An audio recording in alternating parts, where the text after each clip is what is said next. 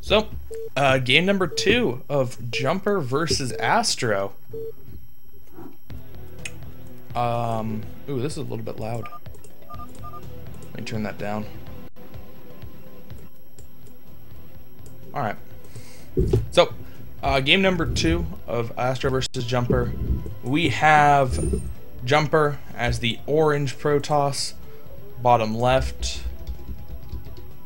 AstrO as the red Protoss, top right. Cross positions on Sniper Ridge.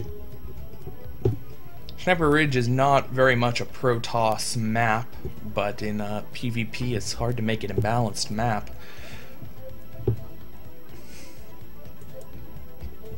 Well, things worked out very nicely for Jumper last game. He 4-gated, the 4-gate worked. He put the screws in on AstrO, then took advantage of a high ground and managed to win the game off of that. Now, this map isn't going to be quite as good for that as it was on Aztec. Cross positions means his unit's going to take a little bit longer to get there, and it's not a reverse ramp. And there was a point where AstrO had as many goons as Jumper, but he couldn't attack because he had to go up a ramp through a small choke. On this map, he'll have the high ground, so he'll be able to push Jumper back. So I think if Jumper does the exact same thing, the game won't turn out the same way it did before. I wouldn't be surprised to see Jumper try something a little bit more conventional. Anyway, AstrO once again going to scout the middle for proxies. And Jumper not quite going to scout the middle. Oh, yes he is. Just passed it by for a second. Both players just assuming the other one's going to cheese. Oh, man, we have no faith in their fellow Protoss to play a standard game. Anyway, so both players will scout their opponent second. And where's AstrO's gas? AstrO delaying his gas a bit so he can get out an early Zealot. Now, last game, both players did not opt for the early Zealot. They went for the fastest goon possible. And Jumper continued that. Excuse me. Jumper delayed his Zealot a bit. And is still going to get one. But AstrO got his Zealot before the gas. Actually, Jumper's going to get his Zealot out and his gas done before AstrO finishes either. A little bit weird there. How much faster is his core? Ooh.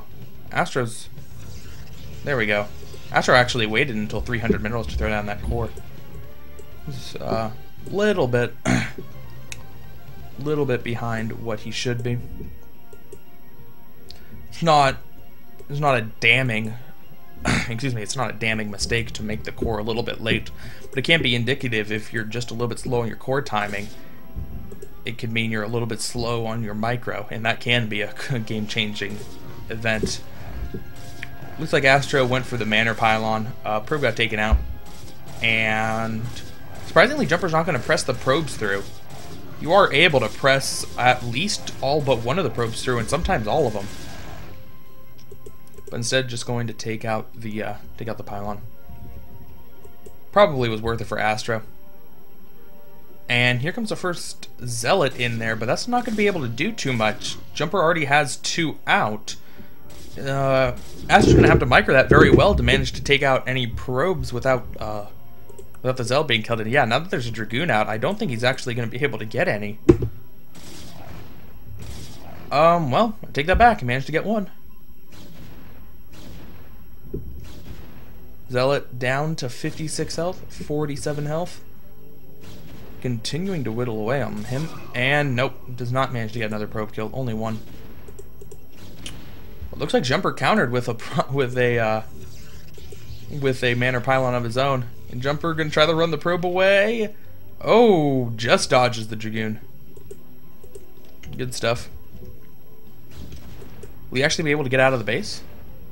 He can survive 1 more shot. Oh, he didn't. Everybody saw that, right? That Dragoon totally missed. There's no high ground here. They are on the same footing. And that Dragoon just totally whipped the shot. That's funny. Alright. Anyway, AstrO getting a pretty normally timed robotics facility. Could go for Reavers, could go for Observers. Meanwhile, Jumper's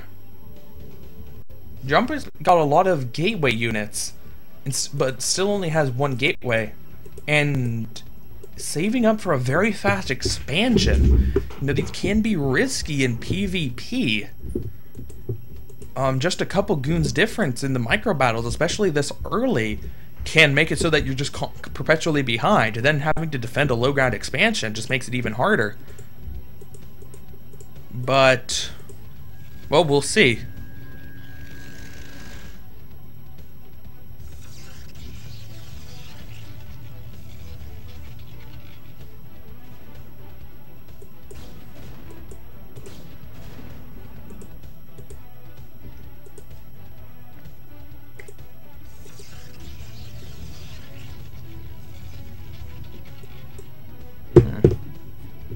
Alright. Well, looks like AstrO is going to be going for an expansion of his own. Significantly behind Jumper's, but he does have better tech for now, at least. Ooh, Jumper once again going to go for 4 gates before throwing down his robotic facility. Now, he already does have the expansion up, so it's not going to be as all-in and aggressive as it was last time, but still going to be going for some very aggressive stuff without Reavers and without Observers. Interesting.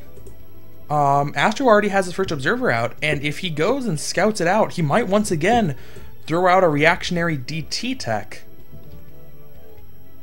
Looks like AstrO is once again going to throw down the spotter pylon here. He threw one down last game just to look for shuttles that were moving out. And wouldn't be surprised to see him do it again.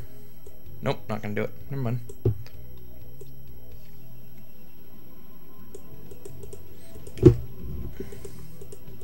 Oh, Jumper's now spamming on the goons. Is that a... No, that's not a 5th gateway. That's a robotic facility now.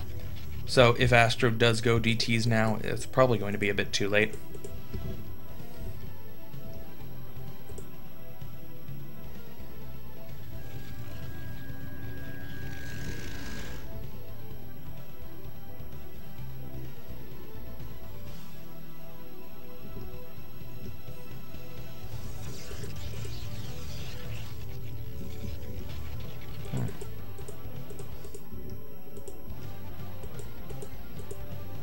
Alright.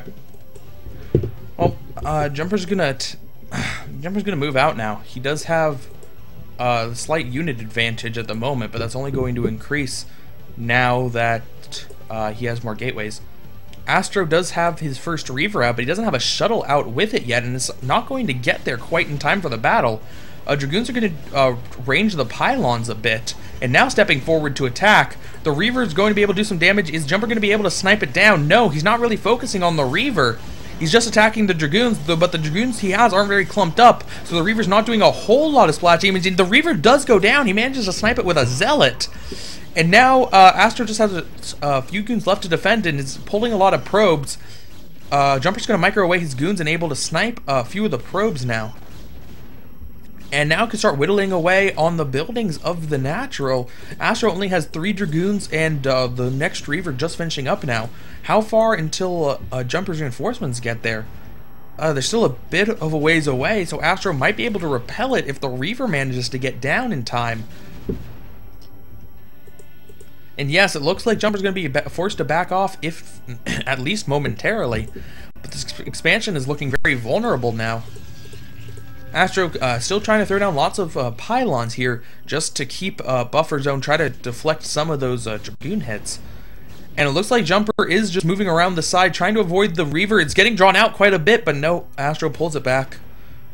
Not sure if Jumper realized that it was coming out anyway. And it's coming out again. Oh. It's leading. It's leading, and it actually can't get back because the Dragoons are blocking if Jumper was to move in. And Jumper is moving in now. The Reaver's going to go down pretty quickly. It does get some nice shots off. All the probes being pulled as well. He's going to lose, once again, a good number of probes and the Reaver and retreat with a handful of goons. But this time, Jumper still has 6 goons instead of just 4. So he's going to be able to do a little bit more damage here. I think he can move in with a few more goons to attack the Nexus. He now whittled down all the shields. The next Reaver has come out for AstrO. That will force Jumper back. That should force Jumper back. There we go.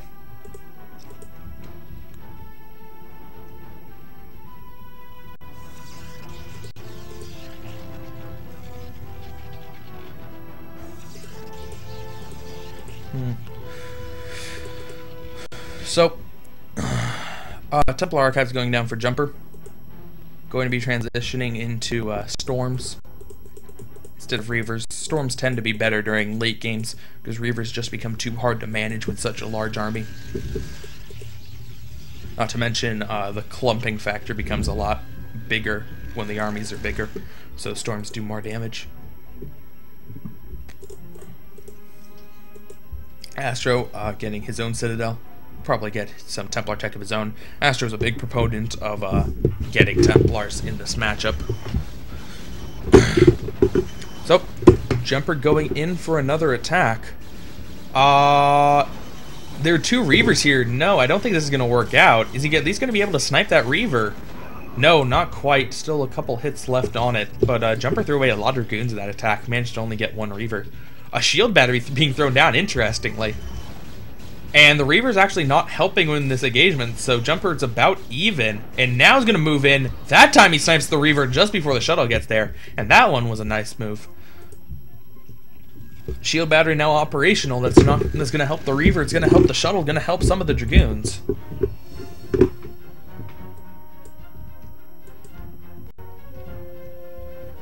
First Templar out for Jumper.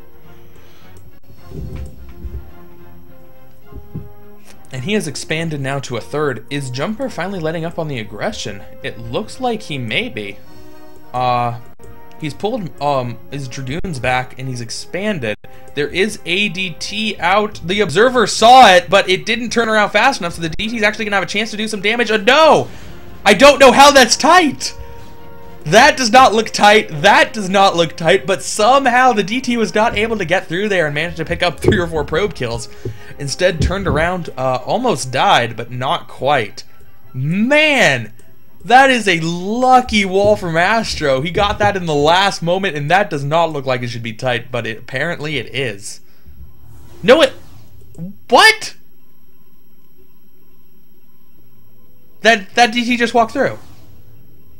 It wasn't tight, but Jumper's DT was acting just like it was tight. Oh man. AstrO's Dragoons making road signs pointing the direction his units should be moving.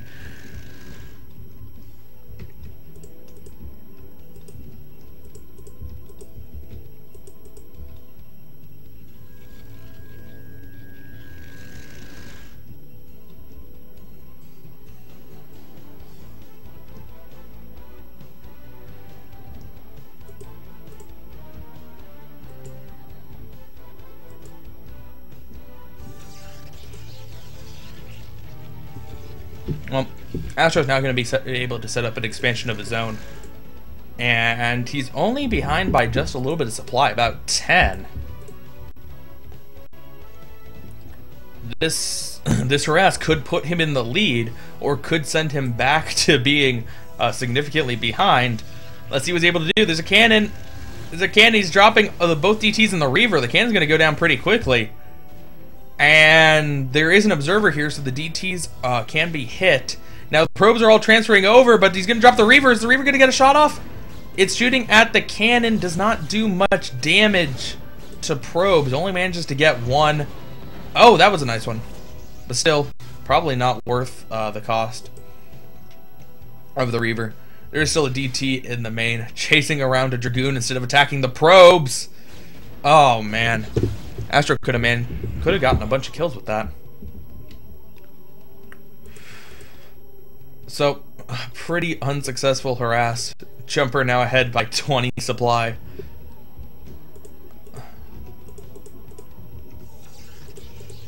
Jumper's looking pretty strong at this point. What are the upgrades looking like for both players? Just one attack for Jumper. Nothing for AstrO quite yet. And Jumper's moving in with these Dragoons. I'm not sure if he realizes that AstrO expanded down here, because this is a much easier target. Not to mention that AstrO has a lot of forces in a good position to get a surround. But here comes the attack. Very nice storms for Jumper. Is Jumper's force going to be enough? I thought it was a bit smaller. Ah, here comes the rest of Astro's forces. Those are not speed lots. They did not get to the battle in time, but they might be able to just turn it around in the end. Astro has a lot of Archons. Kind of surprisingly, Archons are not very good versus Dragoons. But the Archon slow lot combo is going to be enough to force Jumper back. No serious damage taken. He should be upgrading speed. Nah, okay, speed was just a little bit of a ways away. Jumper hit at a very nice time. 100 supply compared to 140. Jumper continuing to extend the supply lead. He's taken a 4th base now. And Astro really needs to make something amazing happen at this point. He needs to win a battle very decisively. But I don't think Jumper's going to give Astro enough time to max up to similar numbers that he's at.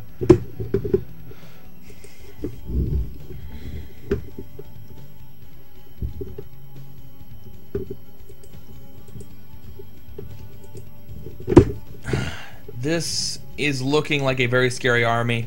Both players now have their speed up.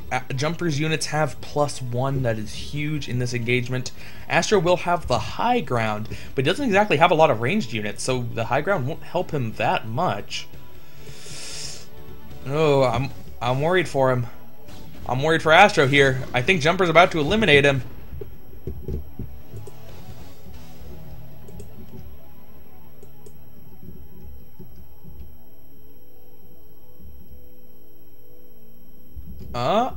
Not quite. Nope. I'm just gonna hang back a little bit. Jumper still has a little bit of supply to go to get to maxed. Jumper's gonna be a little bit cute here. He's gonna send a small army to attack this expansion. He's gonna pull all of Astro's army down, and now Jumper's gonna move in with the main bulk of his force. Oh, brilliantly executed strategy. And now Astro does not have that high ground. And Jumper's units can come down. Astro's units had not fanned out yet. This is looking like a very bad engagement for Astro. Those were some very nice storms, though. Is that going to be enough to change it for him? Were those very, very good storms enough? It's not looking like it. It's looking like those storms were not enough. Jumper's going to be able to kill off the rest of these units. Some DTs coming in, though. I don't think Jumper has an observer. Ooh, it appears that Jumper does not have an observer. So Astro going to lose all of his units, but the couple of DTs, or the single DT, is going to be enough to force Jumper back. More reinforcements coming in for Jumper, though. He really does need an observer. Splash damage hitting the Dark Templar. Oh, he has an observer now. And this base is going to fall. Storm the probes. Doesn't have enough energy. Astro trying to funnel in from Zealots, but there's an Archon, and GG from Astro. Jumper takes it 2-0 and moves on.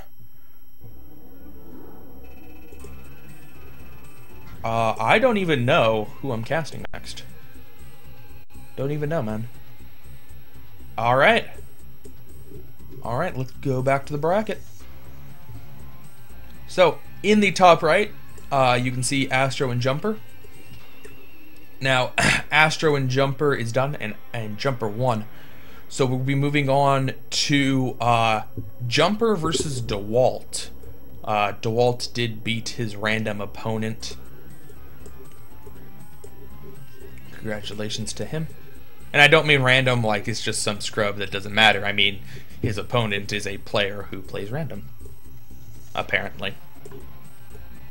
He could also be a scrub. I don't actually know who he is. So, coming back to the game screen. Let's create the next game.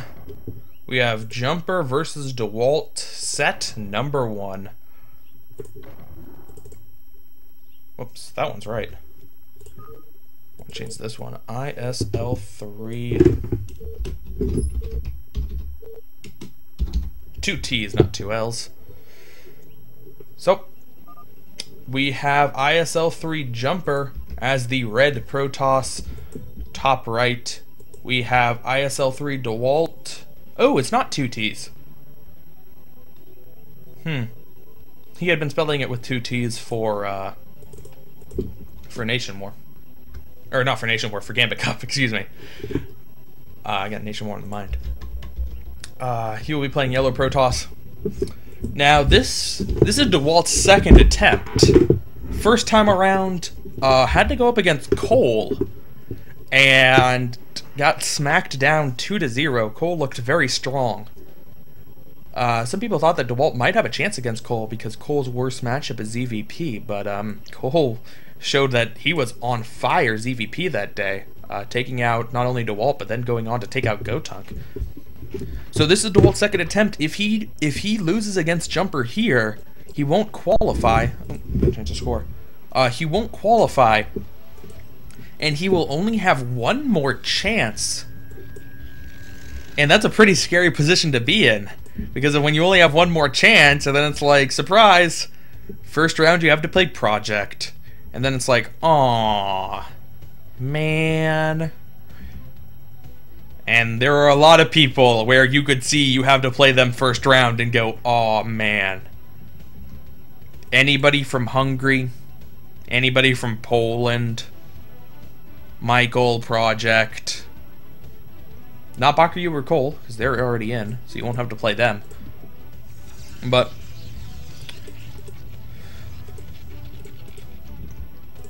anyway, all that can be avoided if he is able to beat Jumper here in this best of 5.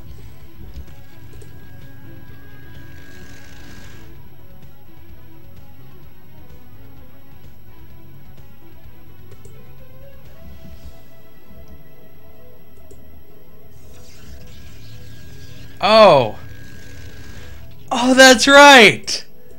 Jumper played Dewalt in the 1 hour draw. I knew it was Jumper versus some Russian guy. I couldn't remember which Russian Protoss it was, but it was Dewalt. Oh man. Oh man. I was a fan of that game. But I was a fan of that game because I didn't have to cast it, and because I only watched the last 10 minutes of it, because that's just happened to be when I tuned in. I probably would not be a fan if I had to cast an hour-long PvP that became a draw. Ooh, nice using the probes. That was actually really nice. You couldn't even tell which probe was. That probe turned around, shot, and went back to mining so fast.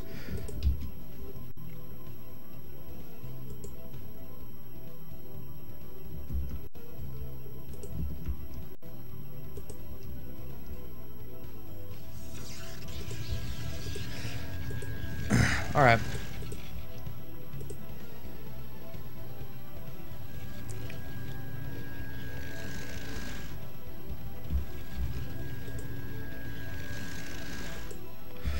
Excuse me. Both players have their cyber cores down, and both players went for 2 zealots initially. So, being very safe with their build so far. Still have yet to see any variation. Looks like Jumper's gonna go for the fast robotics facility this time. In both of his games versus AstrO, he went for the slower, or he didn't get a robotics facility at all. He went for 4 gates, and it was his opponent who got the really fast cyber core. Let's see what Dewalt does. He throws down a robotics facility 2 after 1 gate, significantly slower. Did he make an extra goon? No. Huh. Interesting. He started his range much faster. That was the issue. So Dewalt with faster range, Jumper with faster robotics facility will probably even themselves out in the end. What are you doing, Mr. Probe? Why are you hiding in the corner of the map? You already know where your opponent is.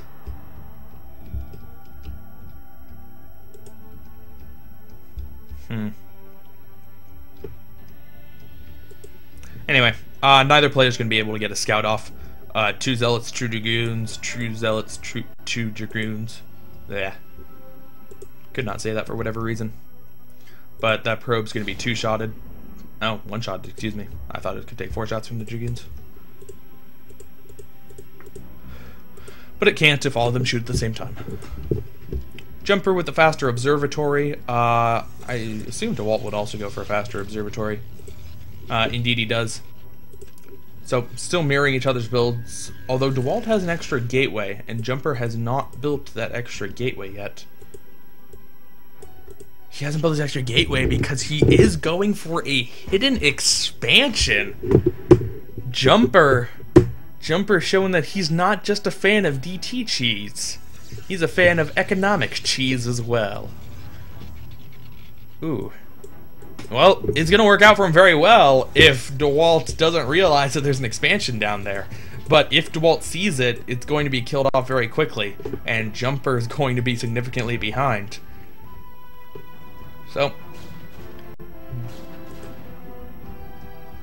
a moderately big risk, very big reward, possibly. We'll see how that works. Oh, there we go. One of the probes was mining. Jumper now getting his robotics support bay. Dewalt already has his up, as his everything is going to be a little bit faster for the time being, as Jumper still is working from the economic deficit of just getting this Nexus up.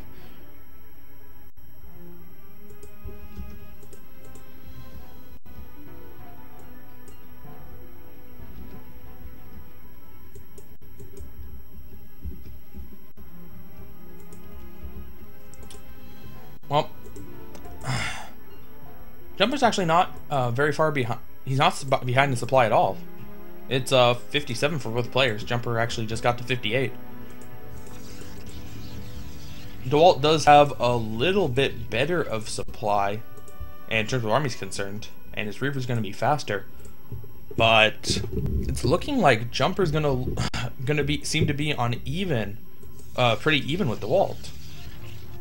Except for eventually this is going to kick in. And gonna get the observer. Ooh, Dewalt, he's sending 2 probes down. Does he sense that Jumper went for a hidden expansion? That's pretty good game sense from Dewalt, because he really hasn't seen much to indicate that. They have similar supplies, they have similar buildings, but Dewalt got the observer in and sensed something was amiss, and will discover the hidden Nexus. And now Dewalt's going to move out and take it out. Jumper does have a backstab opportunity. He can move out with his goons, and at the same time Dewalt is taking out the Nexus, Jumper will be killing Dewalt's everything. But no, Jumper's not moving out. He might not. He has to see that probe. He has to know that he... Oh, well... Dewalt's not going to send his entire force down. He's just going to send... He's going to send most of it, and just a few down to... excuse me. He's just going to send a few down to take out the Nexus. What is Jumper going to do? What is Jumper going to do? He's behind slightly in supply, but in a PvP, that can flip around very easily at this stage in the game. There's a lot of good positioning that can be had on this map. A lot of choke points, a lot of high ground ridges. If you can get the optimum attack angle, you can win an engagement even with a much smaller army. Not that Jumper has one. Oops. Accidentally going to lose a goon. And is this the angle Jumper wants to go for? Apparently it was, but Dewalt's going to pull back. These Dragoons are still wailing away on the Nexus. Got 2 probe kills.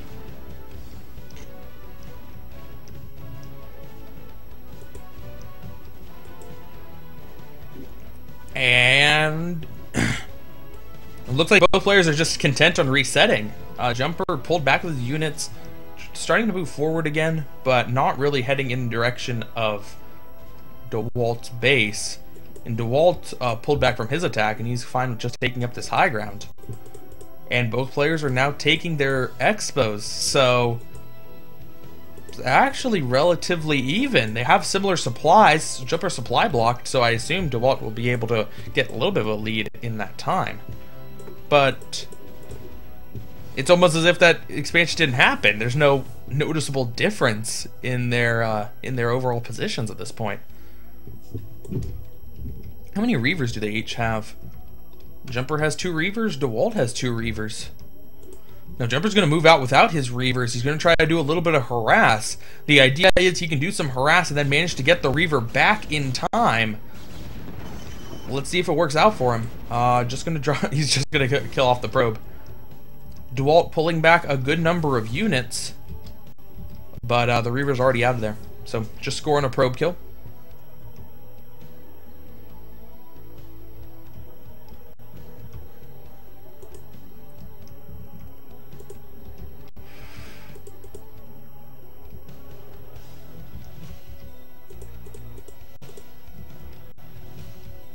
Alright.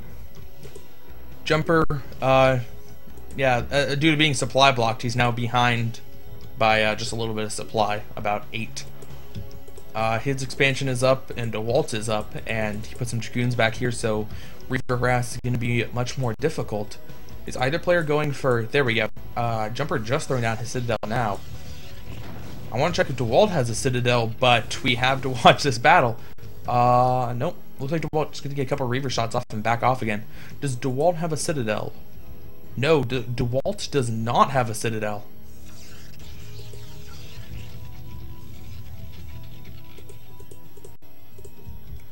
So, Jumper's going to have a bit faster Templars, which will help him. Once you at this point in the game, Reavers start to lose their effectiveness, as it's very hard to control such a vast army, and while controlling the Reavers, because Reavers take a lot of attention. But here comes the attack. Jumper's going to have the high ground, so that's a pretty big advantage from him, and he's going to take out one of the Reavers. Jumper's dropping his Reavers pretty late, though. They're not going to get into the battle until the end. He already had less Dragoons to begin with, but the high ground advantage is going to help out a lot. Oh, gets the other Reaver. So Jumper now still has both of his Reavers. Dewalt has none, but Dewalt had so many more goons than Jumper, because Jumper's Reavers were not helping in that battle. The Dragoons are going to move forward to take out the shuttle, so the Reavers will die, and Dewalt is looking with a very nice advantage at this point. Supply lead of 20 and a huge number of goons out on the field. That might be it for Jumper. I think Dewalt can just A-move and take out the natural, and then win the game with having double the economy.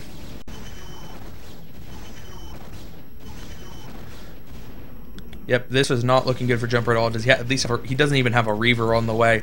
You would definitely need one. All the most of the probes being pulled back, left a couple of them. But the Nexus almost certainly is going to fall. Jumper trying to come down with 5 goons, but 5 goons is not going to stand up to 15, or however many Dewalt has right there. Nexus still falling. GG from Jumper. Dewalt takes game 1. Dewalt takes game 1.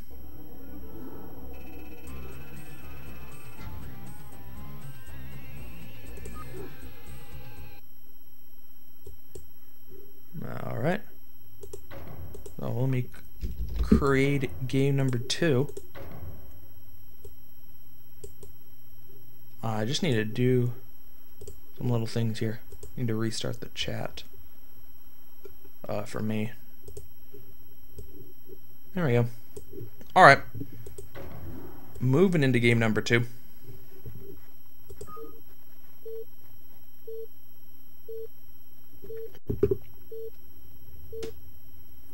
So, in the bottom position, we have isl3 Jumper as the brown Protoss. In the left position, we have isl3 Dewalt as the orange Protoss. Orange Protoss, there we go. I'm going to take this opportunity to thank our sponsor, Nimley Games, and their game Altitude. I was playing that earlier today. It is a very fun game, and it is free to download. altitudegame.com. You should check that out. So, PvP on PvP on Tau Cross. Bit of an old school map, but the old school map, it doesn't have a huge effect on PvP. The fact that it's on even footing does somewhat favor aggressive players. It makes it more aggressive, friendly than, say, than a normal map like well, like Sniper Ridge or like Fighting Spirit, where there's a ramp, which really hinders aggression. But at the same time, it's not as good as a reverse ramp map.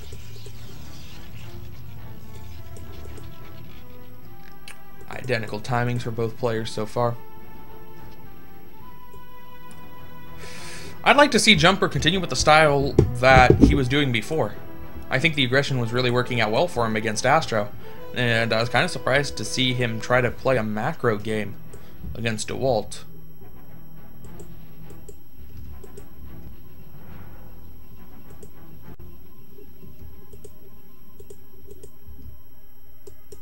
Anyway, both players going to scout in the wrong direction.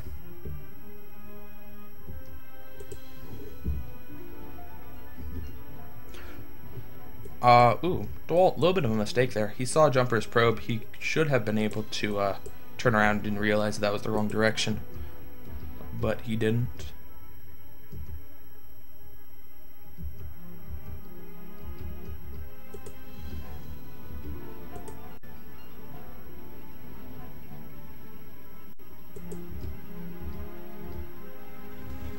All right.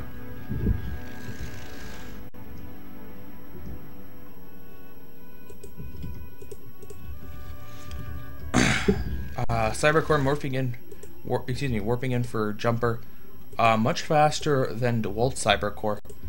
Dewalt did get out two Zealots first, while Jumper went for one Zealot a bit later. So he's going to get the Dragoon out first, and that's actually going to help him kill the Scout off sooner. Presumably. Jumper should be able to micro this probe away. Should being the operative word. Oh, Cybercore now finishing, so the Dragoon isn't going to take too much longer to come up.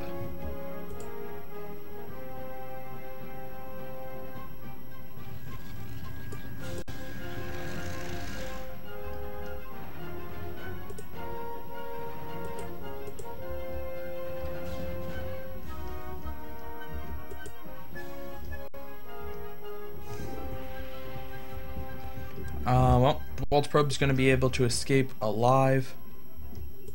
Is Jumper's probe going to be able to get out too?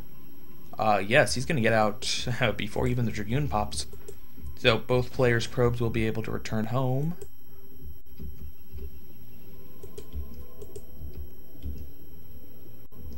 Actually, Jumper got really aggressive with his first Dragoon, coming all the way across the map chasing that probe, but did a little bit of damage to that Dragoon and then backed off.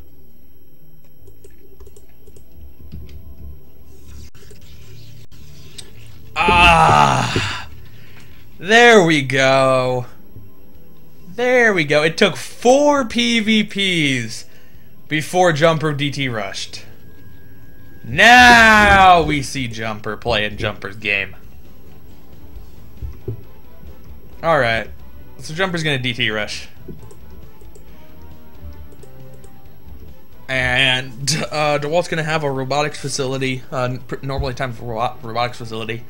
If he throws down the observatory, he's gonna be completely fine. If he throws down the, if he throws down the robo support bay first, then he might not be fine, but he'll probably still be okay.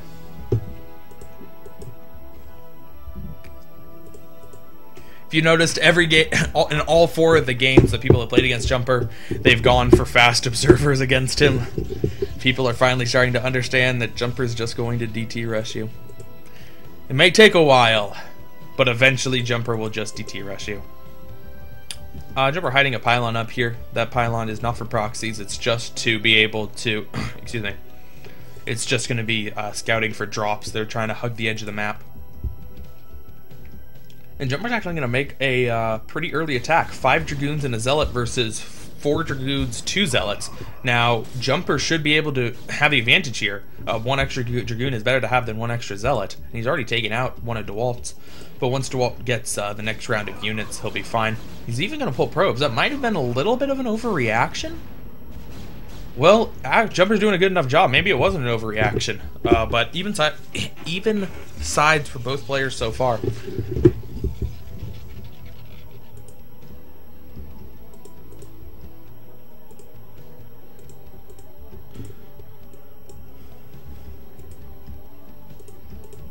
And DTs are done. The DTs are done, and Dewalt did not go. Oh, he did go observatory first. There it is. But he hasn't actually made an observer yet. I think after seeing Jumper's aggression, he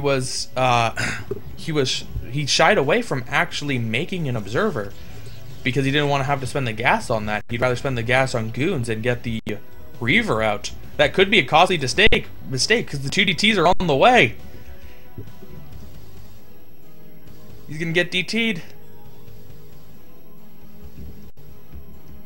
He's gonna get DT'd. Here they come. Here they come. Oh man, Dewalt's so dead. He's so dead. The observer's still stuck behind the Reaver. DT in the mineral line. And there we go. There we go. Is he gonna cancel the Reaver? He cancels the Reaver too, just to try to get the observer out faster. But it's not gonna make a difference. It's not gonna make a difference. The second DT coming in as well. All the Trobes are trying to hug the gas. But Jumper actually has a good number of Dragoons, so without the Dragoons making a proper arc, Dewalt's gonna lose.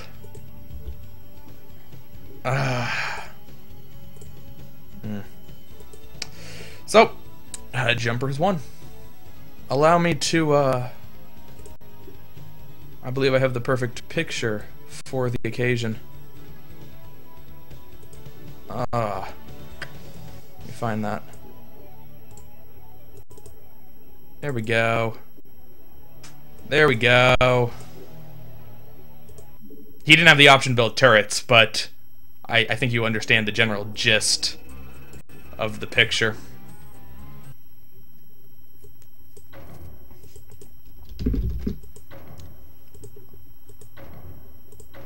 Alright. Game number 3. Game number 3 of Jumper versus Dewalt in a best of 5. So, we have isl3 Jumper as the yellow Protoss this time. Top of the screen. Dewalt, green Protoss. Oh, green Protoss who's sending out a very early probe. Now this map is destination. Destination has a lot of places where proxies can go down. It's hard to scout out the entire map.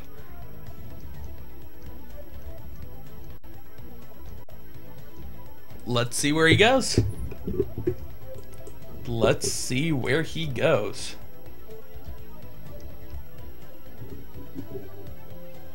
Oh, I have a message on Skype.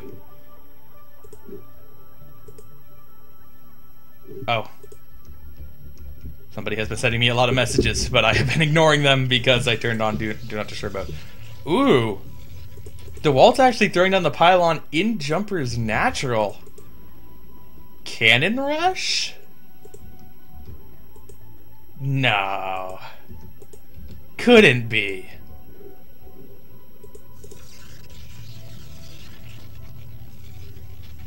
Couldn't be a cannon rush, right? That's ridiculous. Okay. No, it's just gonna be gateways in Jumper's natural. So it actually has nothing to do with destination. I could do this on any map. I'm not sure why. Does Dewalt really feel he's that outclassed? That he needs to go proxy gates in Jumper's natural? Excuse me, proxy gate in Jumper's natural. He's only gonna make one. And Jumper's gonna scout it out by virtue of leaving his base and just throw down a second gateway. What is this, Dewalt? What is this build? Why would you only build one gateway? What are you gonna do? Build like a fast cyber core back home? No, he's gonna throw down a gateway at home. I guess he gave up on the aggression and realized that, well, I guess it's not gonna work. I'm not gonna bother to cancel the gateway, but I don't really feel like putting down the second one either.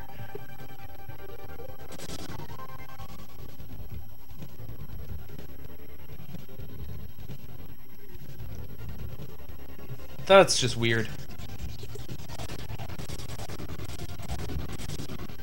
Anyway, scouting probe goes down for Dewalt, and Dewalt's Zealot isn't even able to get a probe kill before being chased away.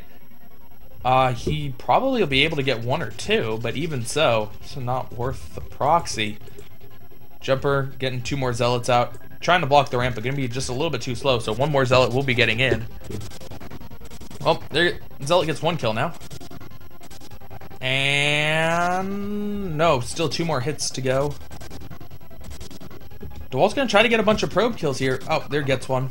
Still, Zealot only getting 2 probe kills isn't spectacular. And that Zealot's gonna have an even harder time with trying to run away from 3. Dewalt is still continuing to rally in Zealots. Jumper isn't gonna be able to block the ramp once again. Well, he is managing to get probe kills. I'll give him that.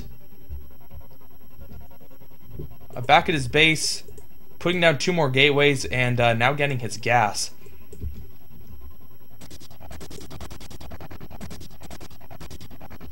Well, now he's actually starting to get a good number of probe kills. Huh. Could this actually be working out for him? It's hard to believe it, but could it? Could this not have been a terrible idea? That last Zealot's probably going to be able to get out before the pylon goes down. Jumper's still trying to micro his Zealots to keep his probes alive, but he's having a lot of trouble against 2 Zealots. Manages to take 1 out, but there will be a second to join that one very soon. And, oh, looks like that 1 Zealot's going to be caught up. Jumper's going to lose that 1 Zealot, but do a lot of damage to it. So, it would appear that Dewalt's aggression has stopped. He's supply blocked, the gateway's unpowered, and he only has 1 more Zealot coming in with very little life.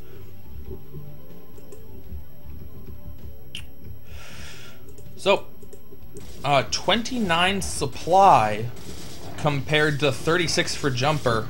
Jumper with a better economy as well. I assume that Jumper Jumper does not have a cyber core though, so that is an advantage Dewalt has. But now it's going to be Jumper's turn to try to score some probe kills. How many is he going to be able to get? Ooh, very nice probe movement by Dewalt. That was something Jumper wasn't doing. He just kind of let the probes continue mining. But Dewalt, very nice drill, completely paralyzing that Zealot, and manages to kill it with just the probes. The other Zealot is going to be taken out by a goon. So Jumper's Zealot aggression completely ineffective so far. Bringing in 2 more and then 4 behind that. But these 2 are going to need to retreat. Now that goons are out, it's going to be very hard to be doing cute little probe snipes. With 6 Zealots, he would win a head-to-head engagement, but with micro can just, or if Dewalt has good micro with his goons, he should be able to kill him off. And oh no! Oh, Dewalt's a little bit too far away from the ramp, and now Jumper's going to control it. He should leave just a couple there, and he does. Oh. Oh, that's a mistake from Dewalt. This is going to be an opportunity for Jumper to do some good damage. Going to come back with the rest of his units. He's lost 1 Zealot. Lost another one now, but taking out both the Dewalt Zealots. Still, Dewalt seems to have too many Dragoons for him to do enough. Is he going to be able to? No, not able to snipe any of these Dragoons. He's done a lot of damage to them, but hasn't quite been able to kill them. 2 more Zealots outside, but they're not going to be able to do much. Jumper now has his cyber core up. Just started goon range. Dewalt is about halfway done. And after that Zealot attack, Jumper's actually behind in supply, where he was a good bit ahead. 35 compared to 37.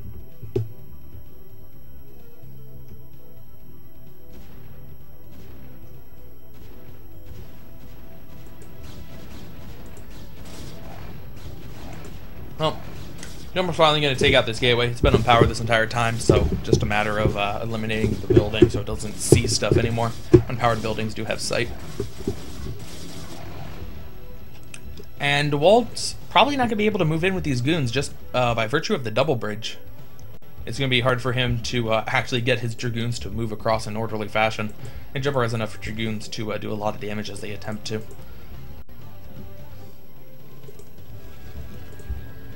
Well, Dewalt following up with DTs. Templar Archives is halfway done, but Jumper has a robotics facility on the way. He should be able to get the Observer out in time, but then again, last game Dewalt should have been able to get the Observer out in time, and just in some games things don't quite work out like that. Just put a nice pylon down here. Ooh, he's building a shuttle. He's building a very fast shuttle. Is he? Oh, he's building a fast shuttle. Uh-oh. If he's not going to get an observatory, then these DTs could do a lot of damage. DTs are already halfway done. The observatory builds very quickly, but he does need to throw it down soon. And if he gets a Reaver after this, then he's going to be in the exact same situation Dewalt was.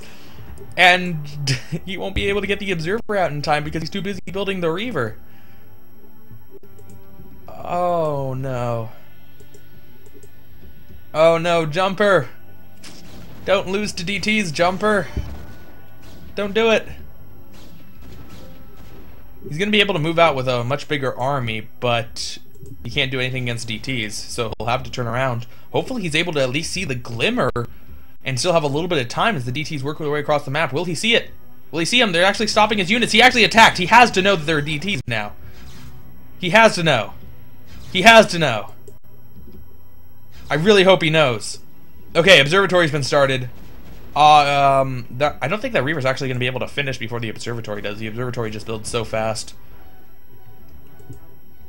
Well, Jumper's army's going to be forced to pull back. But the DT's in the base. Jumper didn't block. Jumper didn't block his ramp. Oh no. And now all the probes are going to run away. The observatory is finished. The Reaver is out. He hasn't actually made the Observer yet. There we go. He's now made the Observer. Dark Templar already up to 5 kills, and he's going to target the Observatory, so Jumper's only going to be able to build one Observer, and that's a problem, because he can't both cover his attack and his defense with a single Observer. But no, actually, surprisingly, Dewalt doesn't finish off the Observatory. Goes for a couple more probe kills, and then just kind of runs around a bit. Now he has more probes to kill. Already up to 7 kills, and going to get quite a few more. Or maybe not. Maybe he's only going to get 1 more. Ah, there we go. 2 more. Still, 9 kill DT. Very effective. And here comes Jumper's response. A Reaver drop. There is a single Dragoon here, but the one Dragoon's not going to be enough. And oh, that was a nice Scarab. Is that Dragoon stuck? Is that Dragoon actually stuck? Because it's not coming to help.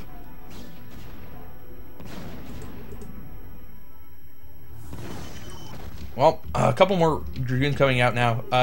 Jumper actually might have gotten a similar number of probe kills. That first Scarab was very hit a lot, and he picked up a couple after that. I want to say he got about 7 kills compared to the 9 from the DT, but he also got a Dragoon. So rather even in terms of economic harass.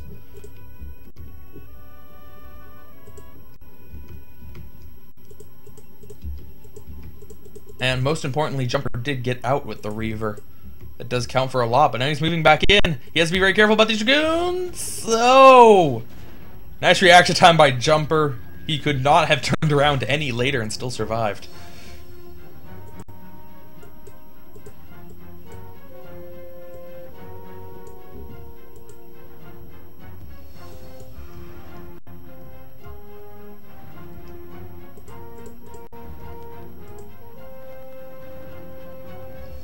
Oh.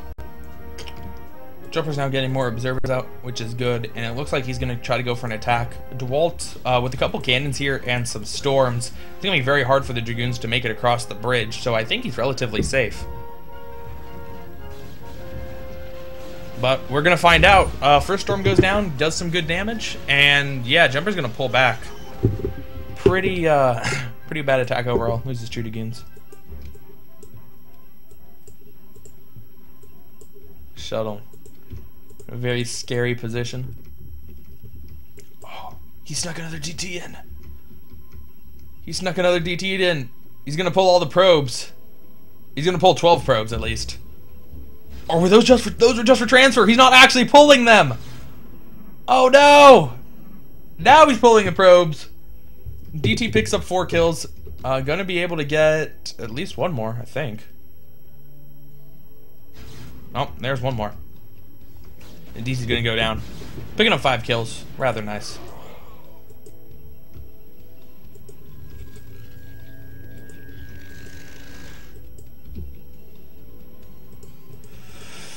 It's a lot of storms in those Templar for Dewalt. Is he getting the energy upgrade? Not quite yet. Doesn't really need it. Getting +1, getting leg speed. And he is looking at a very nice economic lead at this point. His expansion was significantly faster. Going for DTs does allow you to get out that faster. Oh no! Dewalt tried to be fancy, just parks a goon here to try to snipe the shuttle when it retreats. And he forgot about it, but it did its job. It managed to push the shuttle back. And now the shuttle's going to try to get out of there. 4 Dragoons, are they going to be able to catch it? Are they going to be able to catch it? No! 1 hit away. Oh, Jumper with the super lucky shuttle. Very nice. Managed to get out of there with that Reaver. Probably should have clicked on the Reaver when he dropped it before to see how many kills it had.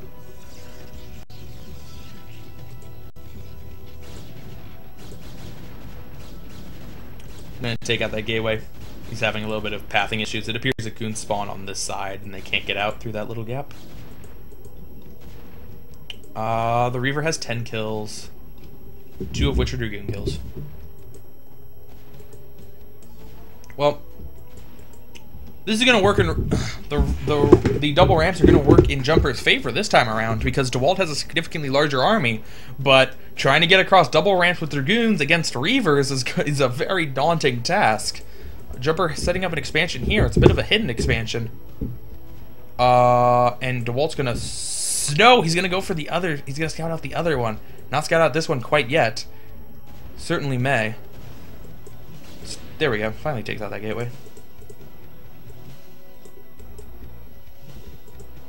Ooh, gonna throw down the scouter pylon, and now is going to see that there's an expansion here, so Dewalt can turn right around and take that out with just a handful of units.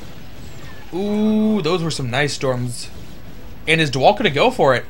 Is Dewalt actually gonna try to attack across the double bridge? He's getting some very nice storms off on Jumper's Dragoons.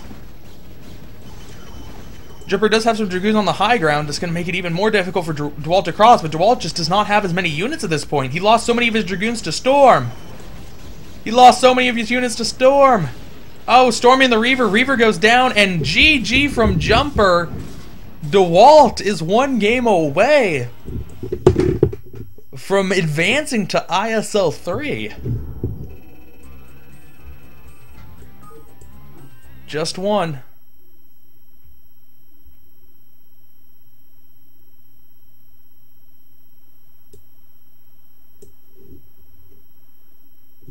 All right.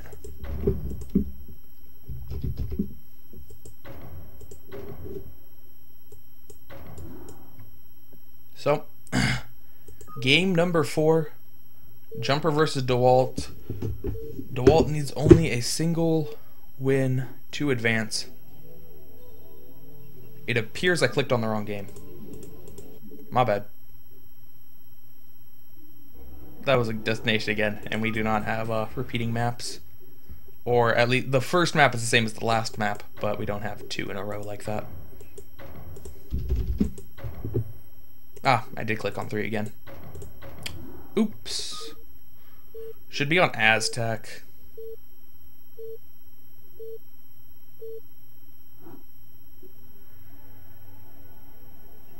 So, ISL3 Jumper as the red Protoss, ISL3 Dewalt as the blue. And the map's going to be Aztec. I want to see Jumper go for more aggression. His 4-gate goons worked out really well against AstrO. And Aztec is going to be a great map for that kind of aggression. The reverse ramp really makes it strong. You don't necessarily need to go down into the main. Exactly how he did it against AstrO in game 1. You don't attack down the ramp because that makes aggression not as good. You just sit at the top, expand, and have an amazing army, and just make sure you don't take too much harassment damage. I really want to see him do that again. But only time will tell.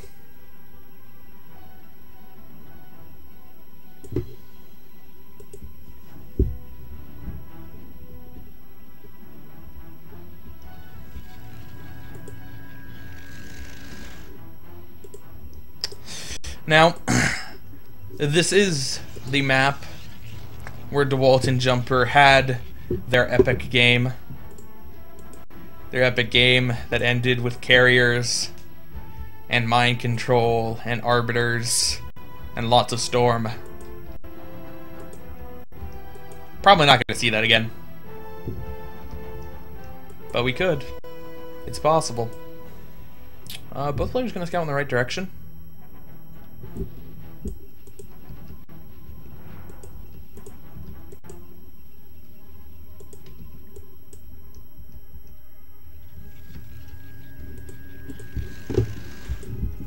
Neither player going to see anything too particularly exciting.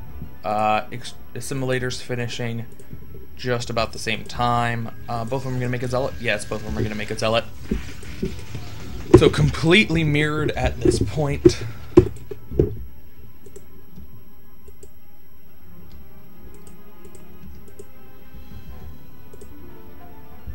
And stuff. This is not a map where mana pylons are possible. You could put one here, but it only traps one probe.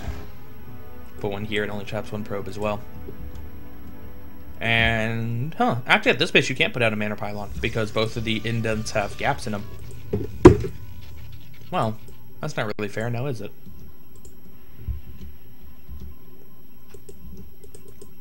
Both players throwing down their core, so it's going to be a little while before that first Scoon comes out and is able to chase away the probe scout.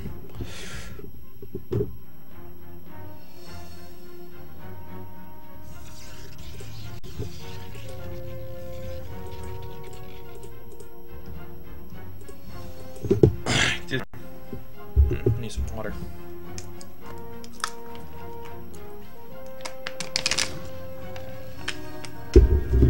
Excuse me.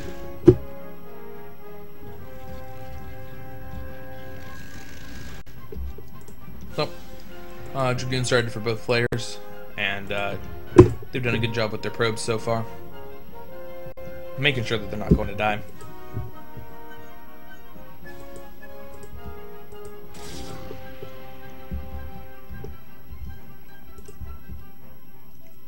Is Dewalt going to get his probe out? Yes, he is. And Jumper's going to get his probe out too. Both players have done a good job of that, of knowing exactly when to get their probe out just before the Dragoon pops. Not terribly difficult, because the time that their Dragoon pops is going to be the same time your Dragoon pops, but still.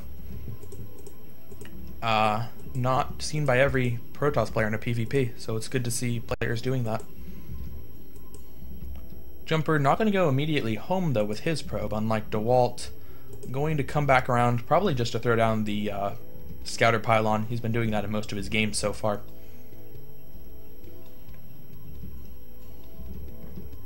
No? It looks like he wanted to poke back in.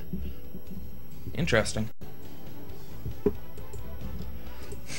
Well, Dewalt went for a very fast Nexus with only one gate and no tech.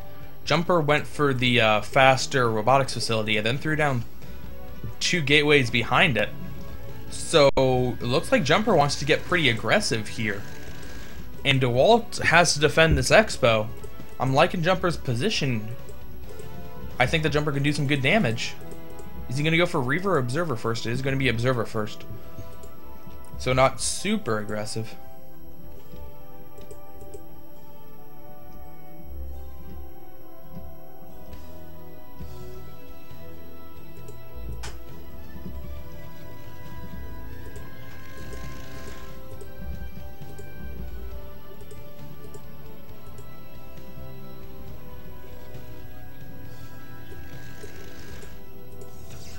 You ever notice that when you click on a building, some of them have like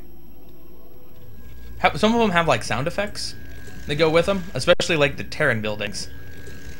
But when you click on the Academy, in just the Academy, it plays music along with the sound effect. I just noticed that recently, and I thought it was really, really weird. Why does the Academy need its own theme music? It's kind of a... I don't know why, of all the buildings, why is the Academy so special?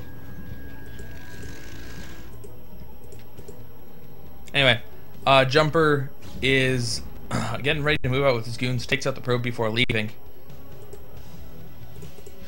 And Dewalt has gotten up to 4 gates, but hasn't been able to produce out of them yet. Jumper does have a bigger army. We'll see what he's able to do with it. The trap on this map is to try to push up this small ramp, but that is very difficult. Jumper not going to fall for it though, going to go around. And Dewalt doesn't have his units in the right position.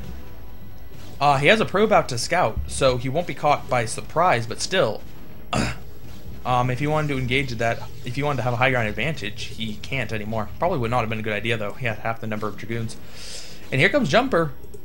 What is Jumper going to be able to do again in terms of aggression? Another round of Dragoons come out for Dewalt, adds another 4 to his total, and that is probably going to be enough to save him. It would appear. Yes, Jumper's going to be forced back.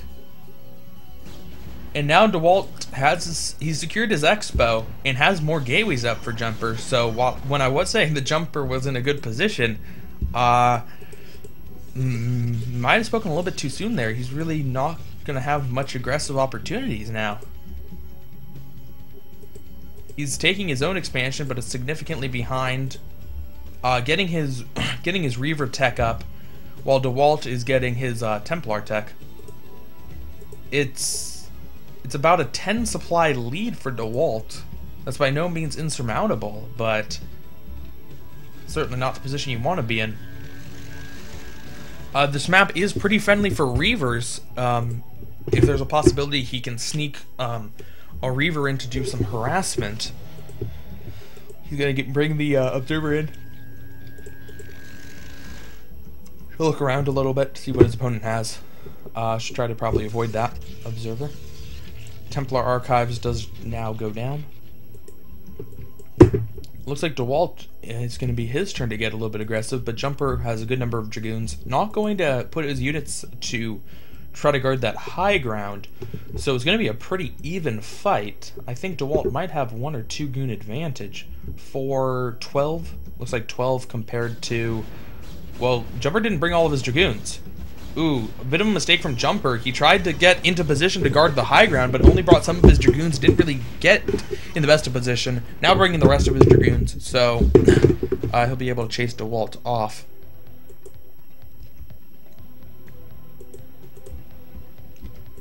First Reaver out for Jumper. Getting the robotics, excuse me, getting the shuttle.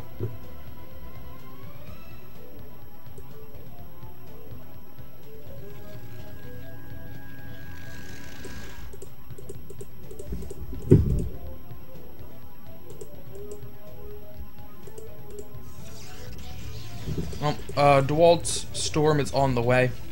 Once he has Storm, he's going to have a very scary looking army compared to Jumper's, which is going to have a Reaver at a point when the Dragoon numbers are trying to get a bit too high for Reavers to be horribly effective. I think the Jumper is going to need to have some kind of harass done to come back in this game. He's now down by 15 supply. And it looks like Jumper's moving out again. Where's the shuttle? There's the shuttle. He will hit at a timing before the Templar have Storm? Yes, it looks like he's going to hit just before the Templar gets Storm. So if there is a timing where Jumper can do a lot of damage, this is going to be it. But he is working with a supply disadvantage. But that Reaver can make up for a lot if he can micro it properly. No. He's going to pull back. I like that decision. I don't think an attack was going to work out terribly well for him. I like the idea of just going in for some harass. Scouter Pylon is going to see it. Is he going to pull the probes? Is he going to pull the probes? He's not pulling the probes. He's not pulling the probes. Oh, bad first Scarab. Only gets about 3. Again, gets 3.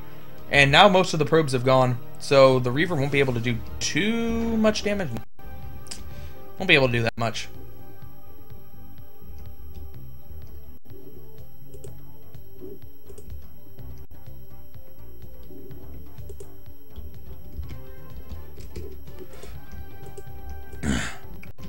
Nope, solid harass. Solid harass.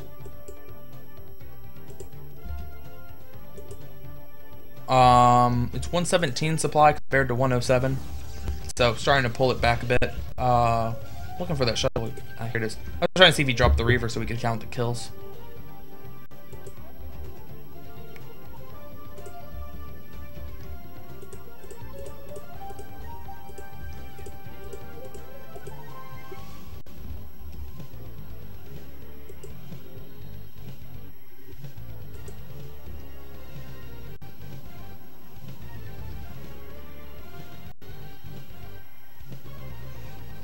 Okay.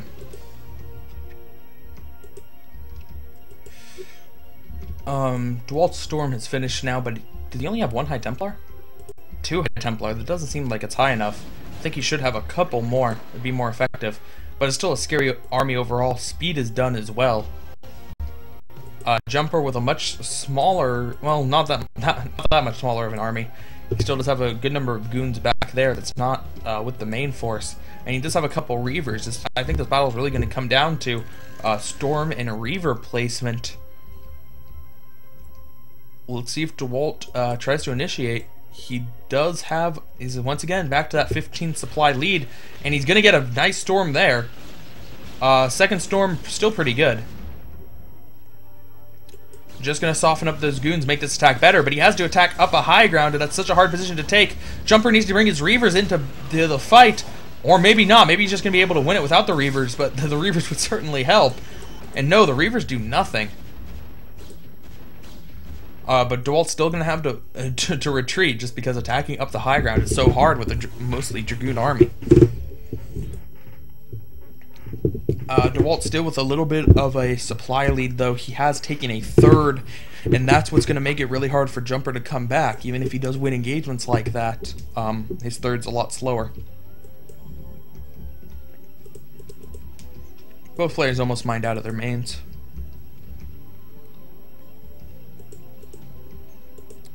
I think that Dewalt definitely needed some more Storms in that battle and would have been a lot better off.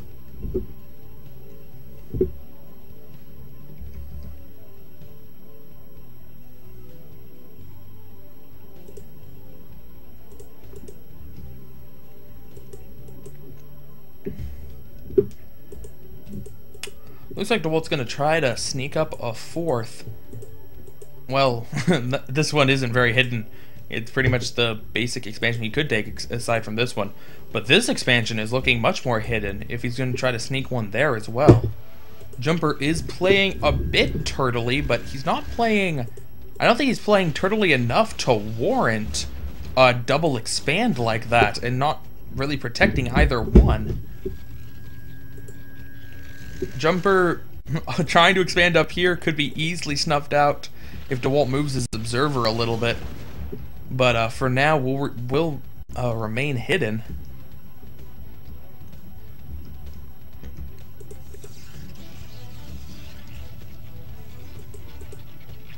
Dewalt has a scouter pylon up here, so I don't think these pylons are quite in range of each other. But once the Nexus goes down, that pylon will certainly see it.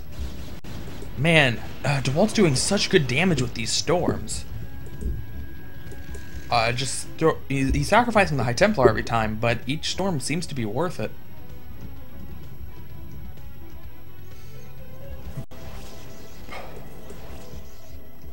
Who is morphing Archons? Jumper's morphing Archons. It appears that Dewalt has discovered the pylon. He's going to take that out. And he's got Nexi up at both the Secret 4th and the Secret 5th.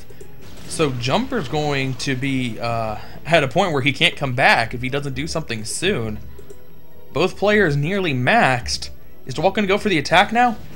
It looks like Dewalt is pressing forward. He's going to try to get up the ramp once again. Very nice Storm going down. And these Storms have been very nice all along. Here come the Reavers, though. The Reavers are going to make a huge difference in this battle. But Jumper's been pushed back enough with his Dragoons? No. Dewalt's going to pull out. Oh, it would have been a tough battle for him. He might have been able to do it with... he does have a good number of speed lots, but no. Not going to risk it, just going to pull back. I think he actually might have came out ahead in that battle. just because at the beginning he was doing so well, because he was attacking a lot of stormed goons. And is Dewalt going to go in again? Dewalt seems to be going in again. Storm's going down, hitting... first, yeah, these are very nice storms from Dewalt. And if he wins the series, it's almost just because of his storms. Reaver's now getting into the battle. Jumper's been a little bit late with them every time. And now Dewalt's going to pull back once again, not losing that much. And now has a 30 supply lead as opposed to just a 20 supply lead. Ooh, again, very, very nice storms compared to the Reaver shots, which Reavers aren't getting very many kills. This one already had 6 kills, so he's only managed to get 4 kills in these skirmishes. Storm going down again. And this time Dewalt might actually be able to push it up. Well, I don't think so. Not quite. Well, maybe. No, Dewalt's gonna pull back for, momentarily at least. There are still 2 Reavers here. The Reavers are gonna be able to do a lot of damage, but they've lost most of their escort. Doing some micro against Zealots. And the Zealots have all gone down, so it's a Speedlot Reaver versus Dragoons. Takes out the Archon. So Dewalt will be forced back once again, but Dewalt is fine with these trades, because as long as Jumper's just mining off of 3 bases, then this base and this base are going to propel him to victory. Dewalt ahead by about 20 supply. Well, now about 25. Just boosted up. I'm not sure what Jumper's plan is behind this. He's out of money in his main. You should probably transfer some of the probes over to the natural. I don't think the natural is like normally saturated, but I think you'd get a little bit more efficient if he had all of his probes there. Doesn't really need to worry about storm drops, I don't think.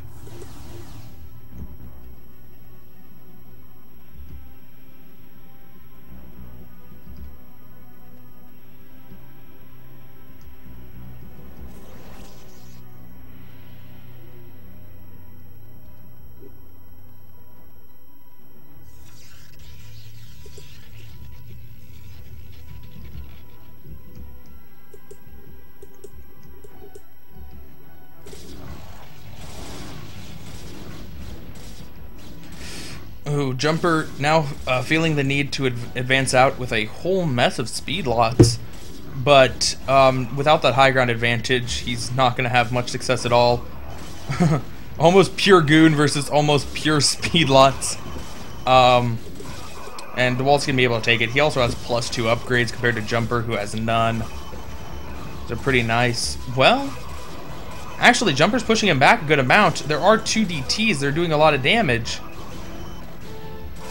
But no, it's not going to be enough. The Dragoons will crush Jumper's army, and GG. Dewalt, on attempt number 2, has qualified for ISL number 3. Congratulations to him. In a group with both Jumper and Kid Canada, it's surprised to see both of them get eliminated. But that's the way it goes sometimes.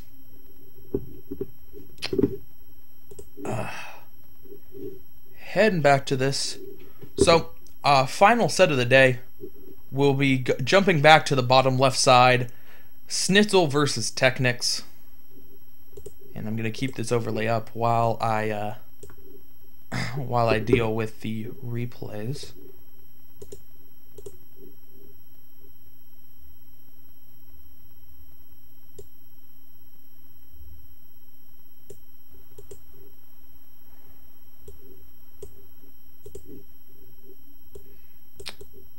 Getting them off my desktop. And putting them in the folder.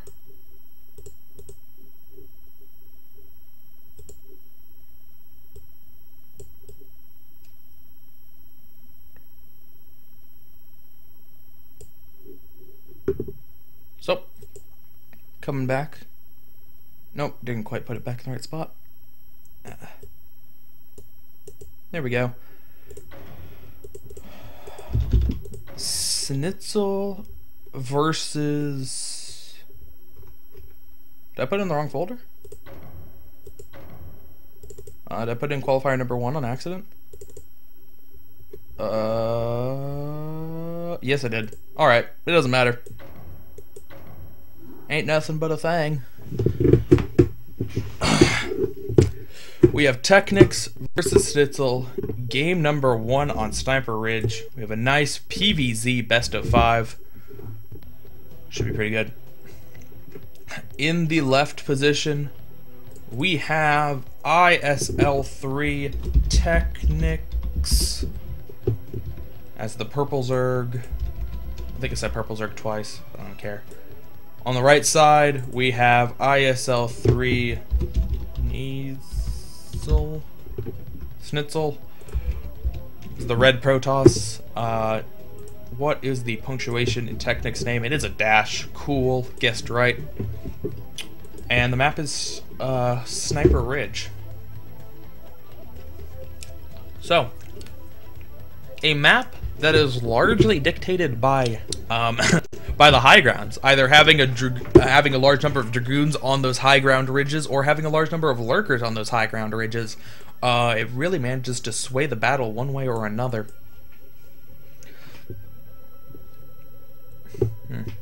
Alright. That looks kind of weird, just where the pylon is, but he's going to be able to make a perfectly fine wall from it. But for some reason, it just seems like the pylon should be more forward. Instead, he's not going to have the pylon touching any of the other buildings. The other buildings will be stretched out a bit.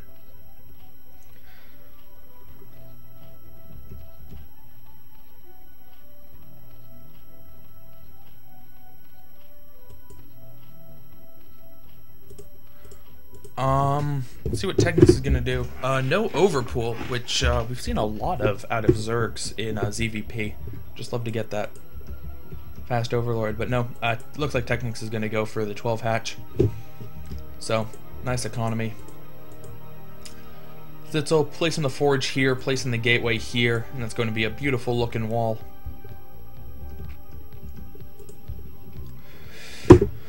So, interestingly, SneazeL's gonna scout cross. Well, there are minor reasons that go through every player's head of which direction is best to initially scout. But he's gonna find TechnicS on the second scout, so it's gonna be completely fine. Not to mention TechnicS isn't doing anything fancy. Although luckily he did scout. If he scouted TechnicS last, then he would have been forced to finish the cannon and possibly even throw down a second cannon or a gateway instead of throwing down the Nexus first. So he's going to get a little bit of an economic advantage from not having to wait as long. TechnicS within. Ooh, SneazeL tricked TechnicS. Oh man, alright, so you can see the Overlord pathing. It got to about here and then headed straight down. TechnicS, based on the direction that probe came in from, assumes that SneazeL can't be over here. He either went for a late scout and is at the close base, or went for an early scout and is at this corner base. Oh, TechnicS just got mine. Yeah. He lost mind games. I wanted to say mind game did it, but that doesn't make any sense. So, yeah, he just lost mind games.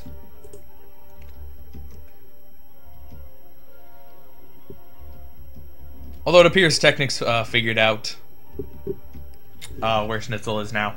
So, sending the Lings over. Ooh, he only has one cannon and threw down the cyber core. The Lings could run by. Lings could run by. They're actually going to go for the cannon instead. And the cannon is going to go down. Oh, the cannon's going to go down. The Zealot's only halfway done. These Lings are going to be able to get a lot of probe kills. SneazeL, despite seeing the 12 hatch, managed to get a little bit too greedy. He's going to lose he loses a fair number of probes to begin with. And loses the cannon as well. Forced to build another one. Might still lose more probes. How many kills are on these Lings? One of them has 3. Another probe goes down. Another probe goes down.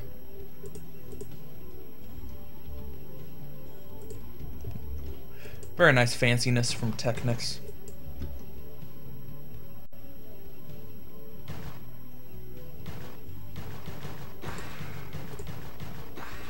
Oh, not quite getting into that last one. Alright.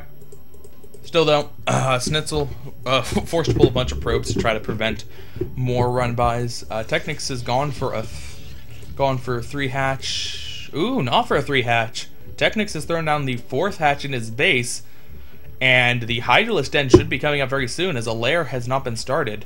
Or actually, the Hydralisk Den shouldn't be coming up very soon, because the gas isn't done. It's 4 hatcheries before gas.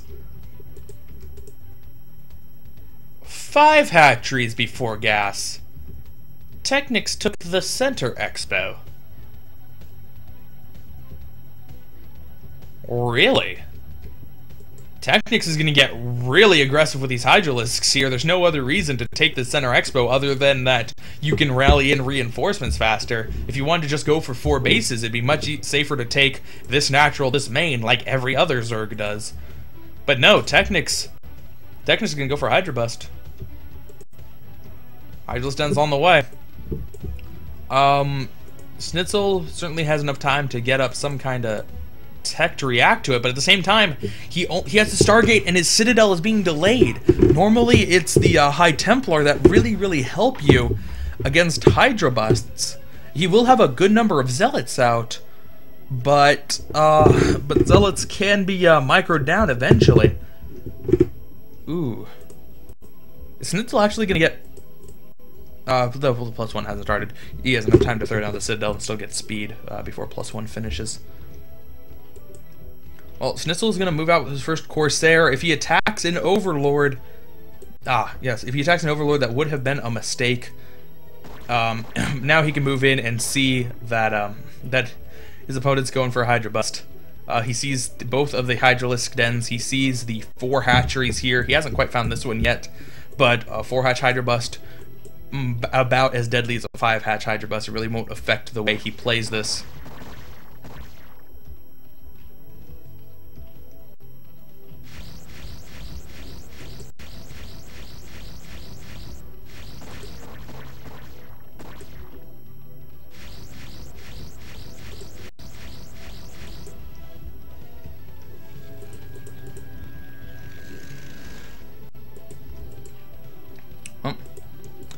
Hydralisk are coming out. Hydra's coming out. If a Corsair is actually able to snipe an Overlord, that can really mess with a Hydra Bust timing and delay it quite a bit. A lot more than you would think for just getting 1 Overlord killed, but doing a good job of keeping at least 1 Hydralisk back at each of his bases to protect Overlords. And he's thrown down a lot of cannons. Is TechnicS actually going to go for it? He doesn't have a huge force yet. I'm surprised that he's going for it this early, and he didn't engage in the best of positions. He was still in range of the cannons. I think he should just play it a little bit more patiently and take out the gateway. Yeah, now he is. Once you take out the gateway, it's going to be a lot easier to get your Hydralisks in to attack the cannons. Also preventing them from making Zealots, at least out of 1 gateway. He has a couple more back here. Storm has just started, so it's still going to be a long time before that comes out. The Forge is in such a place that I don't think the Forge is actually going to be snipeable, which is quite nice. And +1's about to finish anyway.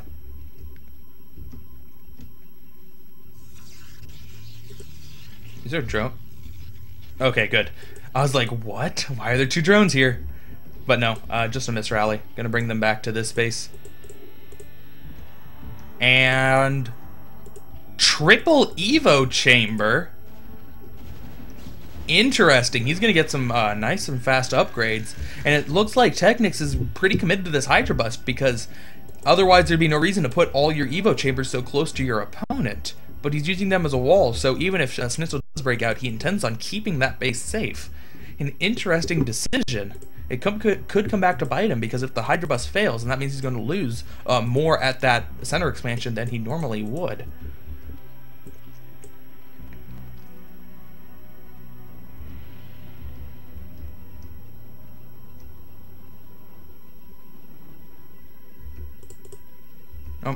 Lurker upgrade is on the way. +2 has started for SneazeL. I assume Storm is done now. Yes, Storm is done, but there's only a... I was going to say there's only 1 Templar out, but here comes 2 more. SneazeL's looking pretty safe at the moment, but with some good storm dodges, TechnicS could be right in there. There's 6 cannons here, but he hasn't built cannons very deep, so it's not the safest thing. Ah, there's a 4th High Templar. It looks like TechnicS is just scouting around, and TechnicS might be content in not going for a Hydra bust, but just trying to get a contain off. Contain on this map are very powerful. There's this huge ridge here. You can just line that with lurkers, and as long as you spread them out enough, the storms won't do that much damage. TechnicS doing a good job of picking off some units trying to scout out. And TechnicS now taking a 5th base. The Hydralisk Den has now finished the lurker aspect. Where are his lurkers? There they are. Some of them, at least. So, I think that TechnicS is just going to try to hold the contain and starve SneazeL out, which could be a very effective strategy on a map like this. I like it a lot. I like it a lot.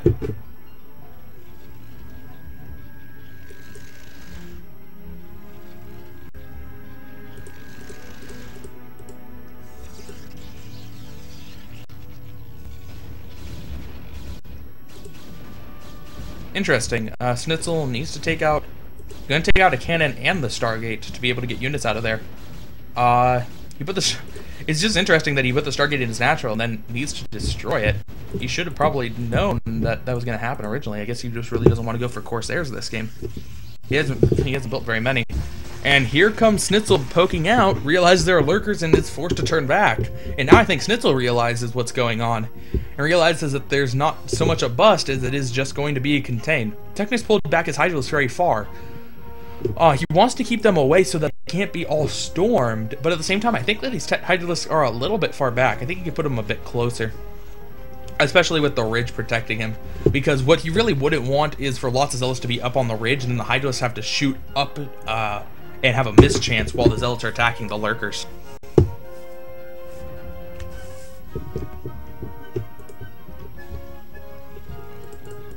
Oh, SneazeL building 5 more gateways, so he is going to flood with the units. Getting his observatory now. He really does need that because he could just go in with Templar and Storm, but it's much better to have the observer there so he actually can see the lurkers, and he can try to put storms in optimal locations to hit multiple.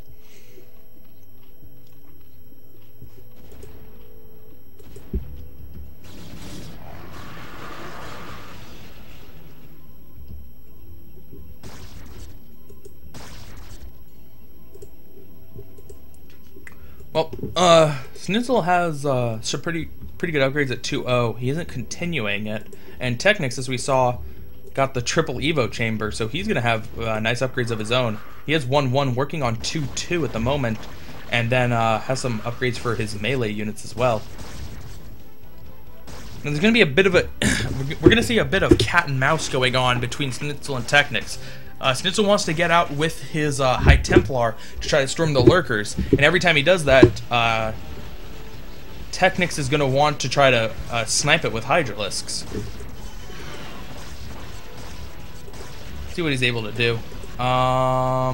Storm dodging with lurkers. Rarely seen skill.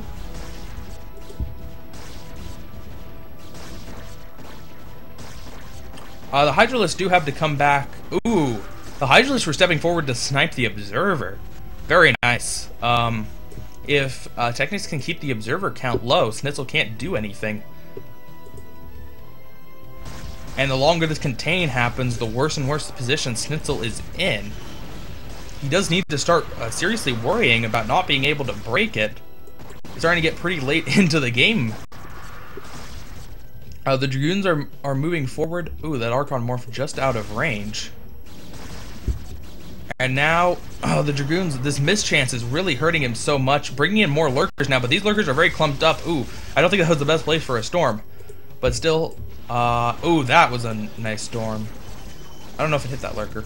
I don't think it did. Is this going to be it, though? Is TechnicS actually going to lose the contain? No. Huge waves of 1/1 Zerglings going to push Protoss right back. And actually, TechnicS is getting pretty aggressive. He's getting in range of the cannons. Does he mean to be doing this? No, he's going to pull back now. He lost a lot of lings there that he didn't need to. I think he could have just turned around. There weren't many ranged units to shoot back at him. Another Templar added to the mix. How much money does SneazeL have left? This base is almost mined out. This base still has a bit left. But SneazeL on the precipice of breaking through. Will he make it out? More lings coming in from TechnicS. They're now 1-2 lings. Oh, and they're going to push him back. Do they already have the crack upgrade? Yes, they do. They're already crackling, so these lings are very scary at this point. Still getting upgrades for him? No, not continuing upgrades. What other hive tech does TechnicS have? Double Ultralisk Cavern? Well, I don't see that every day. Double Hydralisk Den into double Ultralisk Cavern. And TechnicS continuing to snipe the observers. He's just doing delaying tactics at this point. He's never going to be able to win any of these engagements outright. But as long as he keeps SneazeL in his base, he is winning the game.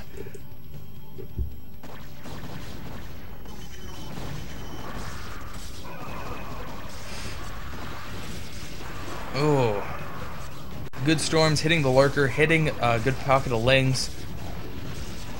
These lurkers on the edges are doing a lot of peripheral damage, but is this going to break it? There's a lot of units back here that TechnicS didn't bring with him, and now he's going to move in. I'm not sure why he was so reluctant in bringing them in, but I guess if it delays SneazeL, it's a good move. Which of the that's the Templar with all the kills. 13 kills on that Templar. And TechnicS trying to push him back. Here come the Ultralisks. They don't have either of their upgrades done yet, but those should be pretty soon, as he did go double Ultralisk mount. And Storm's going to soften them up pretty well. Oh no, the Ultralisks are actually going to go down before their upgrades finish. And TechnicS has lost his contain. Oh, he just needed to hold out a little bit longer. The Ultralisks would have made that contain very scary, or even more scary than it was. It was pretty scary to begin with. But SneazeL has broken through. He is now able to take a third, and that is what he really needs, but he's still not in the best of positions. He's behind by 30 supply. TechnicS has 1, 2, 3, 4, 5, 6 bases when SneazeL still needs to set up his third. And SneazeL's actually going to be mined out before TechnicS is. Main's already mined out. Natural getting pretty close to being mined out. Looks like TechnicS going in for the attack, but now that SneazeL has the high ground, that miss percent chance is gone, and SneazeL's going to be able to do a lot of damage to the Ultraling. Now he now has the armor, so the Ultralisks become almost invulnerable to Zealot attacks. It's just coming down to the Dragoons and Archons, although he does have a lot of Dragoons. Ooh, sneaking in a Dark Templar in there. Dark Templars can be very effective versus Ultralisks. If you don't have an observer, it's very easy to miss the Dark Templar. Not only that, but they to a large extent ignore Ultra Armor, just because they have such high attacks to begin with. And are the Ultraling going to be able to get through? Those Cracklings do a lot of damage. Those Ultralisks tank a lot of shots, but no. The large number of high damage units, the Archons, the Dragoons, and the DTs that don't take too much regard to armor, going to eliminate him. And ooh, nice move by TechnicS, taking out 3 DTs. Very nice, very nice. Looks like TechnicS has now started his upgrades again. He'll be at 3 armor, 3 range attack, 2 melee attack. So very, very scary army. But SneazeL has established his third base, and that is what he needed most of all. TechnicS did a good job of not just relying super heavy on just focusing on the contain and nothing else. He got his hive tech up behind it. He expanded twice since the contain went down. So he's still in a very good position even though SneazeL got out. He actually has double the supply of SneazeL at this point. Huge pack of Overlord's going to come back so that the Dark Templar isn't able to get too many kills. And oh wow, that is a lot of Ultralisks. That was a lot of Ultralisks. And is he actually going to attack? It looks like he's going to attack before the upgrade before his upgrades finish. And it's just not going to matter. It might matter if he tried to attack through that choke. That would be a pretty bad decision, I think. Yes, much better decision just to go and attack the natural and kill. Really? He's gonna pull back? I think he could have made it through. How much longer till the next attack upgrade finishes? Still has a little bit more to go before the +2 attack and +3 attack finish.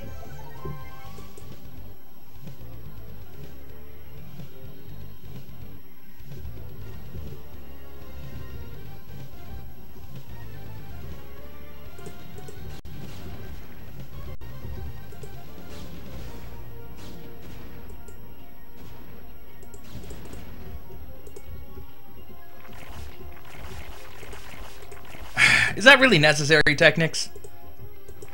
Do you really need to do drops? Are you that scared of just A-moving with your insanely upgraded Ultra Ling Hydra through 5 cannons? Whatever. Whatever. TechnicS won. So it's fine. He's maxed. SneazeL only at 135. Only has its 2.0 upgrades compared to 2.5 for the Ultras. These Zealots actually don't do anything to the Ultralisks, it's just the Archons.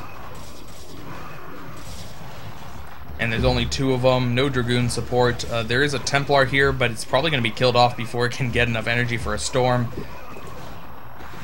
SneazeL moving back with all of his units to try to defend here, but a lot of the units got trapped by TechnicS' next wave, and there should be a GG anytime from SneazeL here. There's not much he can do. GG from SneazeL. TechnicS taking game 1.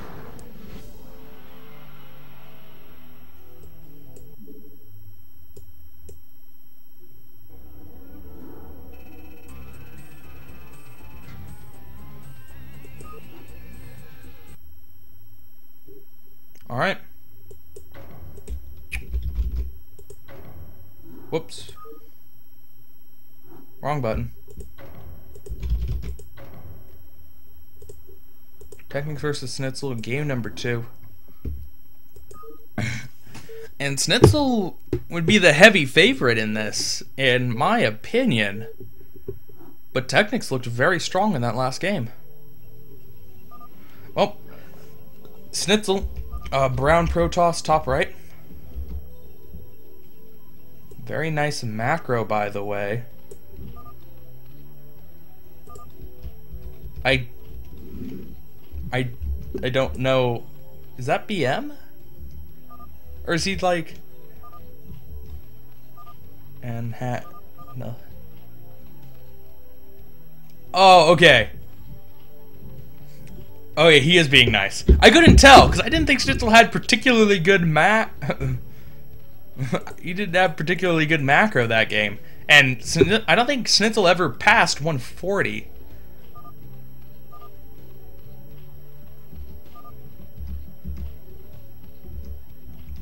Alright, so talking about the cracklings that came in the last moment to keep the contain just a little bit longer.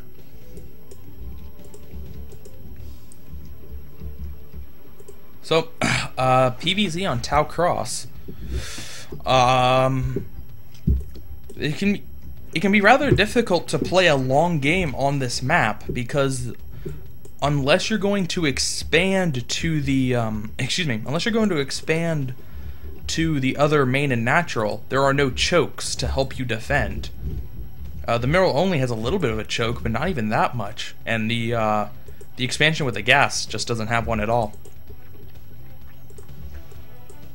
So I like Zerg on this map personally. I think Zerg can just go 4-base turtle style, take the other main and natural, and then just and then because it's going to be so hard for SneazeL to actually defend a base,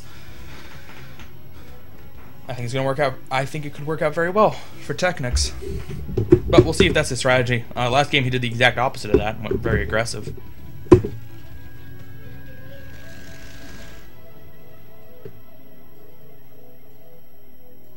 Whoa. Why is Baku banning like half the chat? Okay, I guess not half the chat. It's just like the same people that keep talking, but there's still like 5 people banned all of a sudden. I don't know. I missed what it was about. Ooh.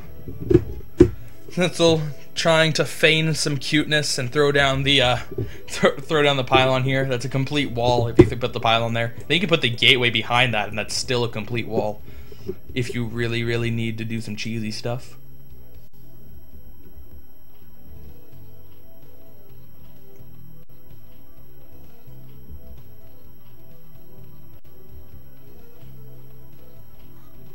Oh.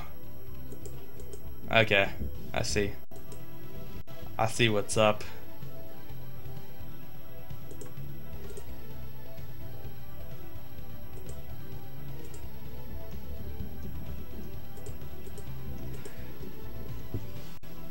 Well, TechnicS going to go for 3 bases. He isn't going to do the turtle style as described before. Going to go for the closer third, and well, he just started the 4th hatchery in his base.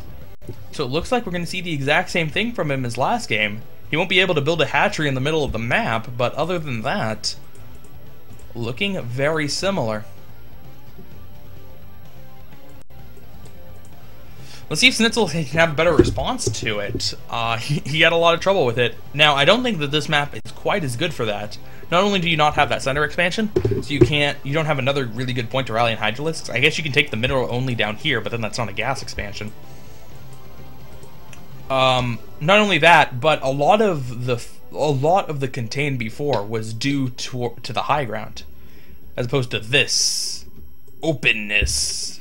That is not good for contains. So, maybe TechnicS might try the contain. He might just go for the straight up Hydra Bust. I think that'd be a better option on this map. Hydra Busts are... This map is pretty good for Hydra Busts. You can't get very deep with the cannons. It's kind of contained here, so you can't make huge sweeping arcs. Both the gateway and the forge are... both the gateway and the forge are very vulnerable.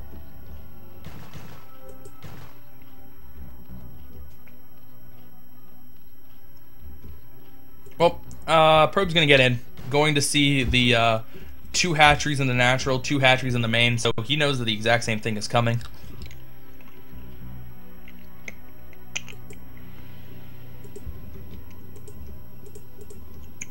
Let's see what the response is. Let's see what the response is. Do you need a double Hydra Den again? He now just has enough money for the second one. Just looking for it. Looking for it. No, it doesn't appear that he's going to go double Hydra Den again. Just a single one. Really, last game he didn't use the double Hydra Den very much. He really didn't need to get that. He really didn't need to spend the extra minerals and gas to get the range ever so slightly faster.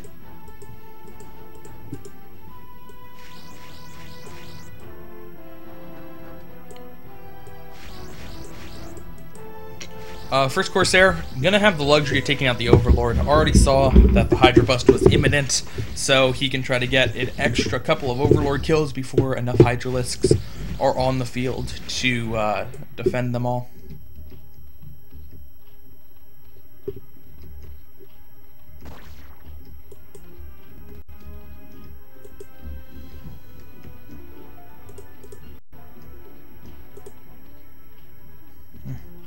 Alright, well, lair underway. Almost certainly for lurkers. Maybe for Scourge, but probably for lurkers. Templar Archives on the way. This time his Citadel was not delayed by the fact that there was some harassment, so his Storm will be out faster this game than it was last time.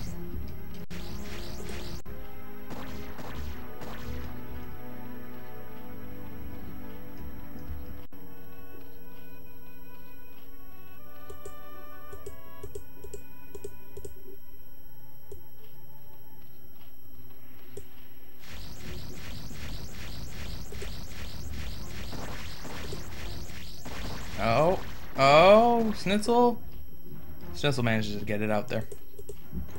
It's good. Almost got a little bit too greedy there. Hallmark of a good player, to know exactly how long he has to attack an overlord before retreating it away.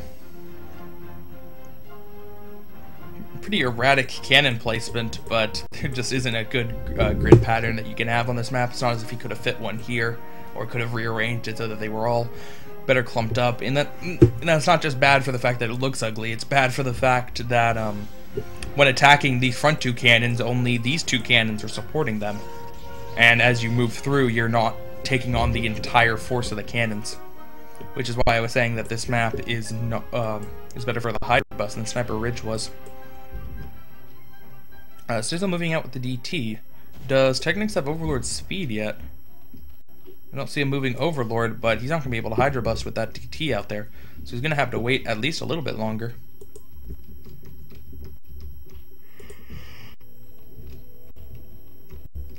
Fifth space going down for TechnicS. This is a mineral only. And he finds SneazeL's kind of sneaky little contingent here. There wasn't a lot to do with this army, but it's now just going to be killed off. Probably not going to be even able to get a Hydralisk kill. No, it is not. Corsair, is that the injured Corsair? No, it's not.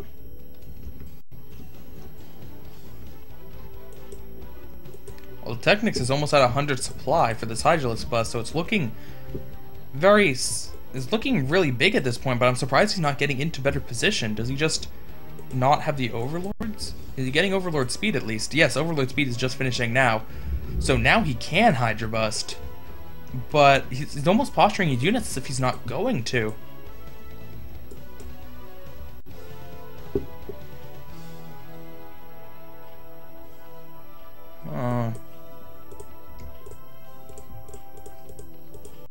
I don't know if I like that decision to just play it passively this game.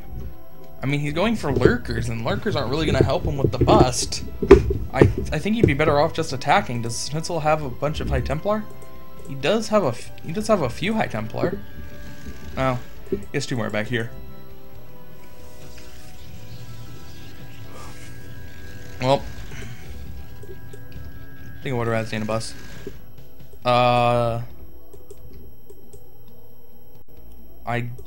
I guess those are just out of range of each other. I mean, they can see each other, but they're not in range of each other to aggravate one of them to attack. It's kind of funny. Unless they're both on hold position, but I don't think so. No. There we go.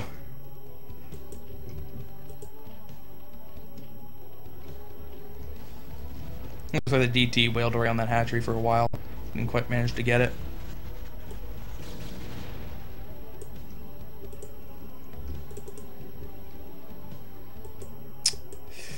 And SneazeL's going to try to take his third down here, but as I was saying before, this is a very hard base to defend. You just have to put cannons everywhere and kind of hope it works.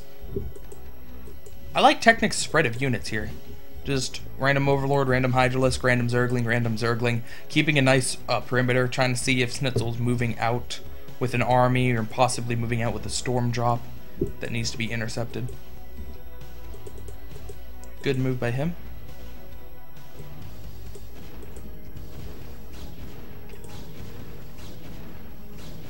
Still needing to take out more cannons. That's +2 just about done for SneazeL. TechnicS had his evolution chamber done a while ago, but doesn't have any upgrades yet.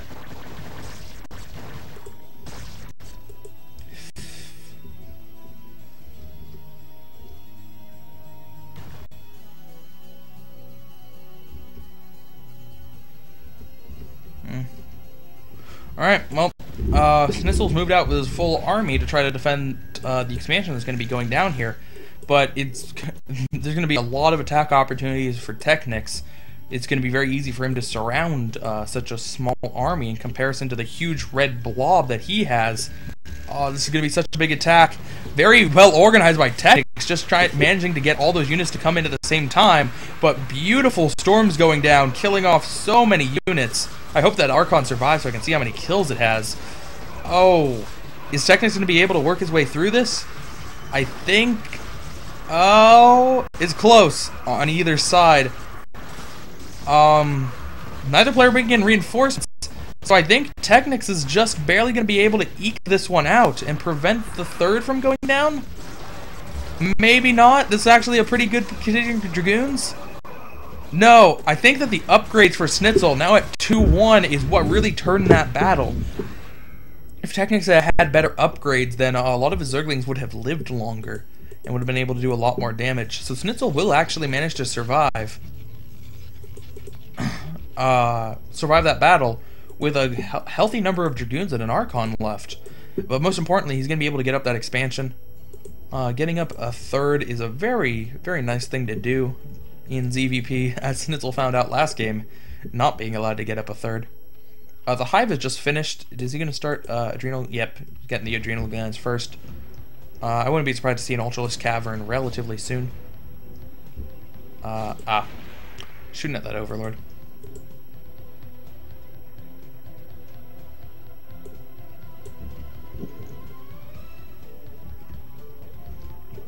So, SneazeL was behind by about 30 supply, but after that battle with those great storms, SneazeL is now just about even, which is a lot better from him. I think that he actually managed to kill about 30 supply of units with the storms alone. Those were some amazing storms. And now this is looking like a pretty scary army there. Nice little combination of Zealots and Dragoons, and that's a nice storm. Very good storms going down once again. Oh, killing off so many Zerg units. And he hasn't lost a single Dragoon, only lost about half the Zealots. Maybe a little bit more than half now. But still, it's, oh man, so many Zerg casualties. Storm going down. He storms his own Dragoons, but that was mostly to kill off the Zerglings, and it was a worthy sacrifice of that Dragoon health. And TechnicS is just barely going to edge out that battle, but SneazeL now ahead in supply. Yes, ahead significantly supply by almost 40, and going to take this mineral only down here. Protoss is looking very strong at this point. Crack is done though for the Zerglings, so that's nice. 1-1 done with 2-2 on the way, as we saw. I'm looking... Still no Hive Tech? Still no Hive Tech.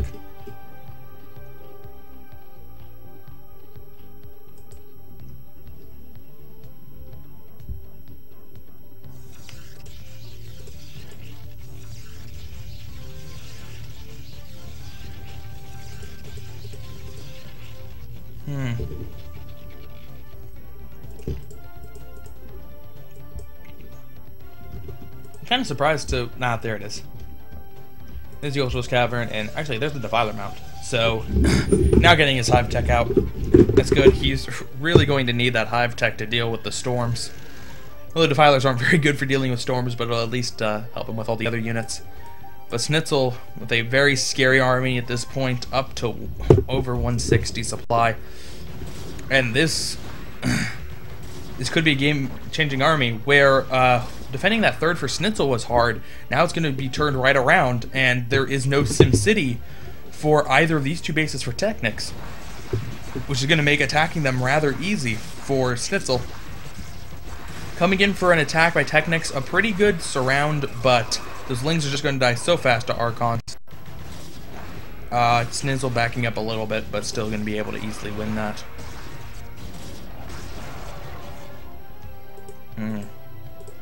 23 kill Archon. Plus the Archons chew through Lings so quickly.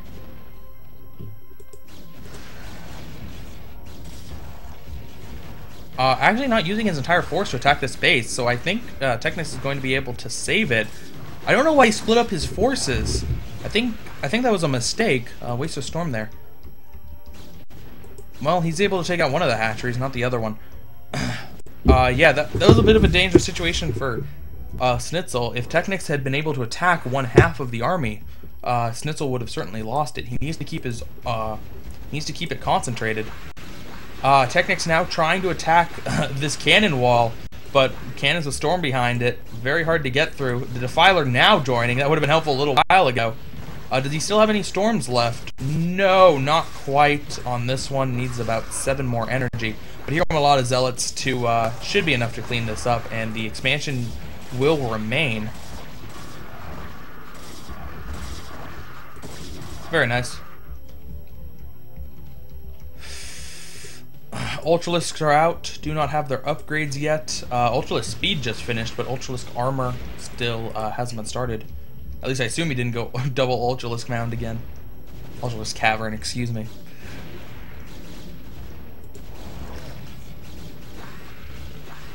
Ooh, nice storm, hitting a lot of the Zerglings, hitting a lot of the Ultralisks.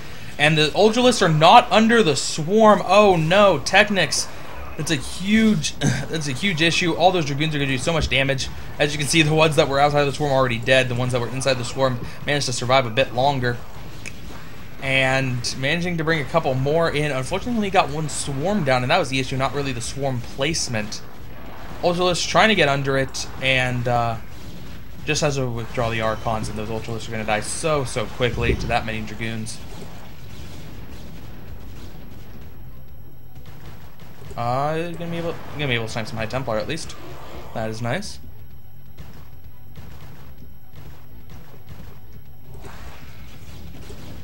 Nope. SneazeL is starting to close in on double the supply of TechnicS. And it doesn't matter that TechnicS has more bases than him. He's just going to have a much better army composition, and he has better upgrades at this point. 3-2-1. Well, TechnicS is starting to get better upgrades himself. 2-2. Ultralisks still don't have the armor. Needs a little bit more time.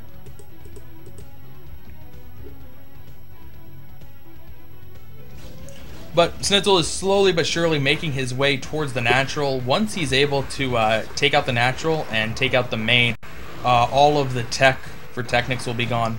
And I think that's going to be game over. Attack from TechnicS coming in from the backside, but not a whole mess of units. Still no Defiler support. Oh, there were a couple Defilers, but they died before getting a swarm off. And, well, maybe these Cracklings are going to be just enough. No, they're not. Didn't have as many as I thought he did. And now the natural is completely exposed. The Ultralisk mound is there, and the hive is there. Few last-minute reinforcements to try to protect it, and GG, same name from TechnicS. SneazeL ties it 1-1.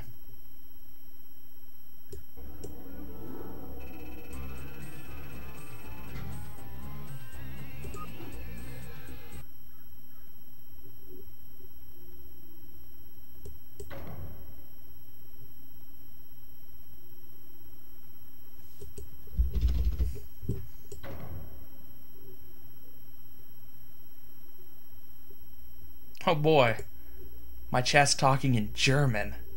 Yes. I mean, we've already had like Russian and Hungarian and Croatian and Spanish and Polish, but I don't know how to speak any of those languages. I do know how to speak German. Well, does a 4-year-old know how to speak German? I can speak about as well as a 4-year-old.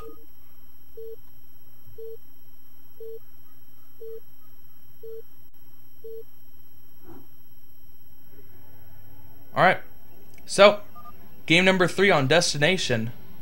TechnicS, yellow Zerg at the bottom. Let me change that. SneazeL, green Protoss up on the top. And yet another PvZ on Destination. A lot of weird opportunities for both races, but especially for Zerg on this map. Zergs tend to be a little bit more aggressive than normal. And TechnicS has already been pretty aggressive in his first 2 games, so this map could be quite good for it.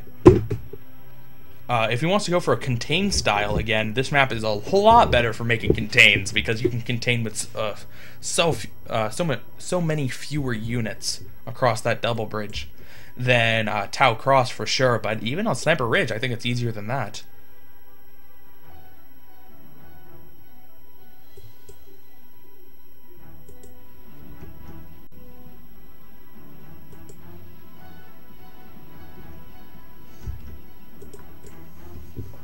Whoa. SneazeL. Not even spamming a little bit, man. 84 APM. 80 is gonna go below 80? Below 80? Yes. 79. 79 is a different color of APM if you were not aware of that. Oh, man. No nonsense from SneazeL this game, man. Nothing but only the most important actions shall be made. How are you gonna wall with this? Put gateway here, then nexus here, then you still have, this is a gap, and then this is a gap, and then I think this is a gap too. Then this is a gap. This is a gap. There's a gap around the back. Is anything tight on this wall? It's a weird wall.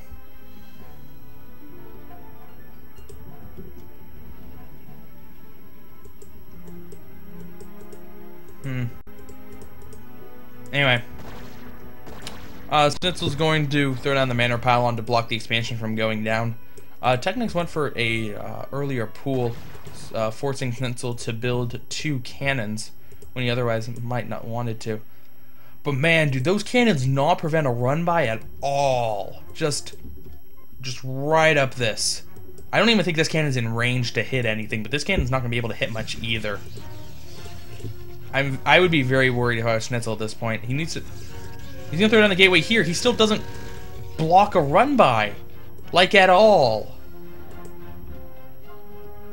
I mean, he's seen TechnicS go for very late gases every game, so maybe he's just confident that he's not gonna get speedlings for a long time. Oh man, but that's like a big enough gap for slowlings to get through.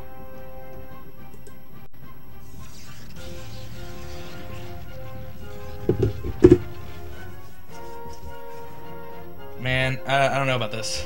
I don't know about this, SneazeL.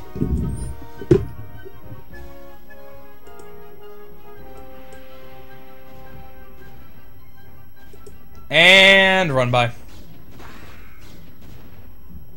Manages to get 3 in the base. The gateway just finished, so the Zealot still has a ways to go. And what is it? How many probes is he gonna be able to kill with these 3 lings? 1.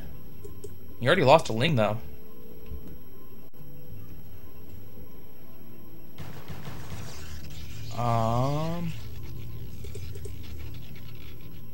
Well, he's actually not able to get many kills at all. The first Zealot's out now. Getting gas probes. That's only 2 probe kills. I mean, that 2 probe kills is kind of worth it for only a 6 ling run by, but you would expect a lot more given the great opportunity he had. Now both of these lings are 1 hit from the Zealot.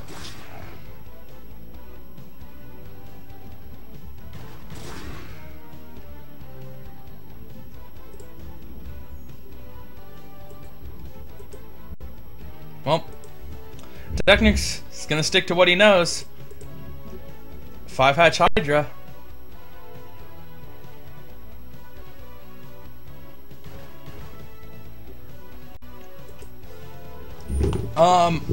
Now the issue he's gonna have with this build is that SneazeL doesn't necessarily have to break across the double ramps.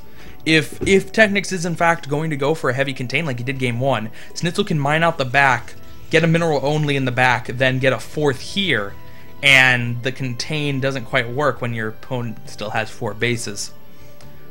Now it'd be quite interesting to see him try to do a double contain, keeping a good amount of units here and then a good amount of units to protect this back ramp. And if he did that, then he could like put lurkers in the back here and shoot at probes. But I think that's kind of unreasonable for him to be able to do. It takes his entire army to prevent units from crossing the bridge.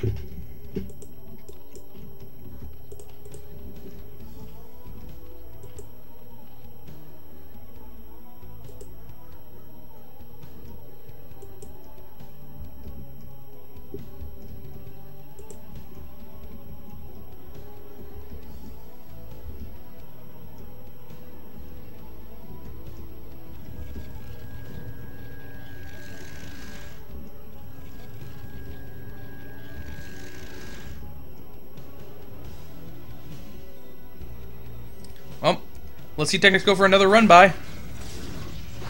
Man, that wall is bad. Oh, so bad. And now these Lings, they should be able to get a lot of kills. SneazeL does have good probe control, so he can rely on that, I guess, but that's just so many speedlings.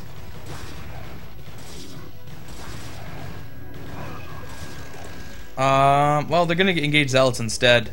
Manages to take one out, and then he's gonna go after the cannons, and he's gonna go after the cannons. He brings the Lings that had already run by back to try to attack from the back side, but that didn't work out for him at all. Oh man, he should have just killed probes. Man, TechnicS, are you familiar with the phrase "a bird in the hand is worth two in the bush"?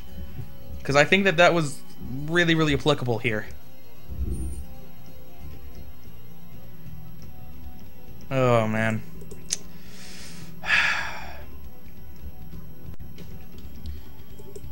That's sad. Misrallied drones. It looks like TechnicS just like hates this wall. Or well, I guess he loves this wall because he just really, really wants to attack it. Going mass speedlings off of 5 hatcheries. And that's another way why the wall could be bad, because the Lings, I guess the Lings really can't go all the way around. Are there enough speed lots to actually push back the Lings? Yeah, they have +1, so those speed lots are very scary.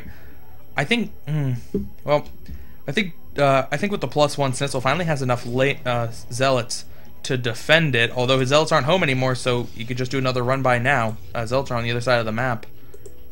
I think that this base is going to go down.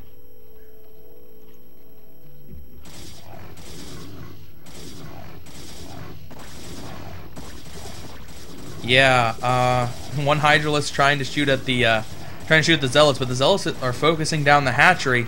Now with a couple reinforcements and the drones being pulled, the Zealots are going to come back and engage the reinforcements, so he might not quite snipe the hatchery, but the Hydralisks aren't coming in to reinforce, so if he focus fires the hatchery, it's going to go down at this point. It's just a matter of how many kills can he also get. He gets the hatchery down and now can engage the Hydralisk. He still has enough Zealots that he can still beat the Hydralisk. +1 Zealots tear through Hydralisk so quickly.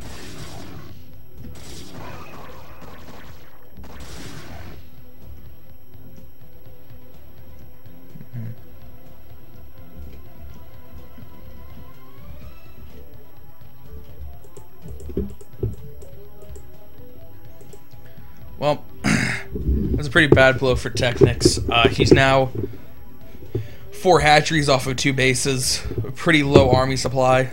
You invested a lot into Lings that did absolutely nothing. Not in terms of money, but in terms of larvae. Lol if I win this one. Lol if you win this one indeed, TechnicS.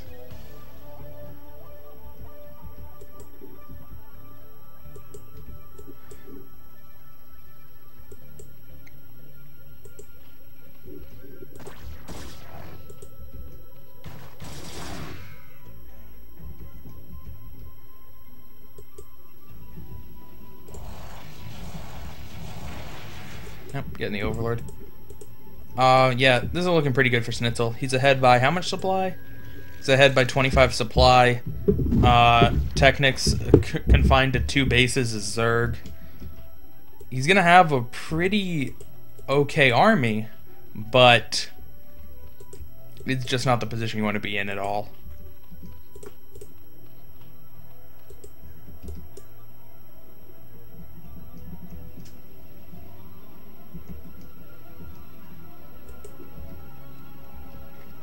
Well, now that he didn't take too much damage from run-bys, the wall's good, because the wall allows a lot of the units to get out easily. He has cannons tucked away here, so if there was a Hydra bust, the wall really doesn't... the wall does a pretty good job of defending against a Hydra bust. But he's not going to have to really worry about the Hydra bust, because he has so much more stuff. TechnicS switching into Mutalisks. And I almost want to say that switching into Mutalisks is a pretty desperation play at this point, instead of going for an expansion. The Mutalisks really aren't going to help him secure a base. And I guess he's just hoping he can get a lot of probe kills, but SneazeL already heavily cannoned in his main, heavily cannoned in his natural. I don't think the Mutalisks are going to work out at all. I mean, he can try to snipe High Templar, I guess. There are 2 Archons there, so it's going to be kind of difficult, but...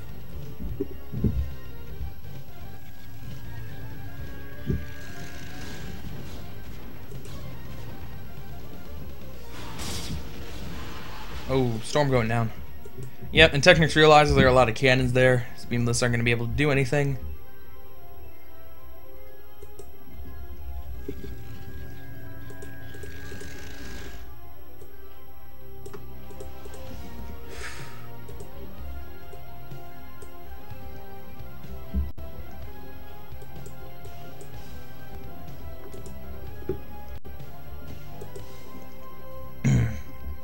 SneazeL's going to have a really hard time attacking TechnicS. Because TechnicS is only on 2 bases and these double bridges are so hard to cross with lurkers, that TechnicS is just going to be safe forever, but it's still just a matter of time before SneazeL has a big enough army that he can just kill everything. He's gonna have a much bigger army than he would need to have on another map. TechnicS gonna try to defend this third. This might be a much better target for SneazeL to go after, even if it does have a lot of lurkers here. That high ground is a lot more forgiving than those double bridges are.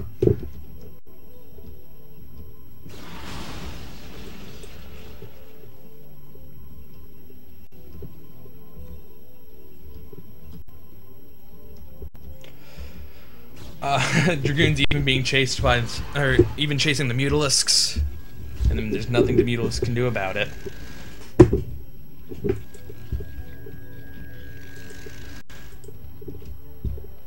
TechnicS setting up a 4th base at the mineral only. So he's now about even bases with SneazeL. I assume SneazeL, if he wants to take that, he can at any time, but still behind by 40 supply.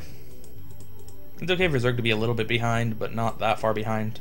Upgrades are non-existent at this point, getting +1 compared to already 2 attack and with 3 attack on the way. So the Zealots are going to tear through Lings for pretty much the rest of the game.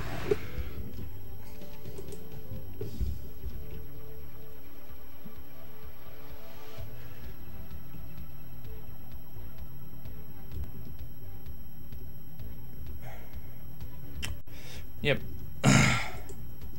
So, lurkers aren't covering the bridge. They're just going to try to defend the high ground. But there just isn't enough here for TechnicS to actually to stop SneazeL's much bigger army. With storms coming in, all those Templar have full energy because TechnicS hasn't attacked all game. Well, it hasn't attacked since the beginning of the game at least. Lurkers trying to be burrowed at the last moment. Mutalisks flying over storm. Oh, all the Mutalisks going down. All the lurkers going down. All the Lings going down. All the Hydralisks going down. The 3rd base is going to go down, and this base is going to go down behind it with no defenses. A few Lings being brought in reinforcements, but they are unupgraded Lings with no crack. I'm going to assume there was a GG there. TechnicS seems like a pretty mannered guy.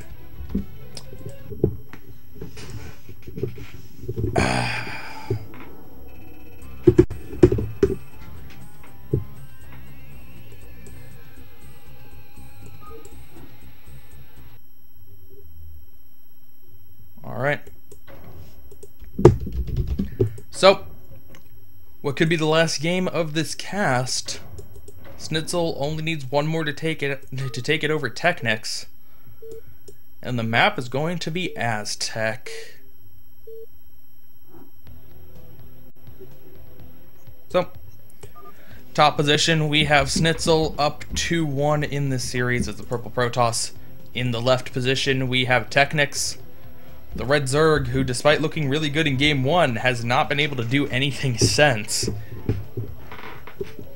And this map is nowhere near as good as Destination is for Zerg, so not even as good as Sniper Ridge. He can't do the same thing he did on that map on this map, so would definitely say SneazeL has the advantage here. But we'll see what TechnicS can do.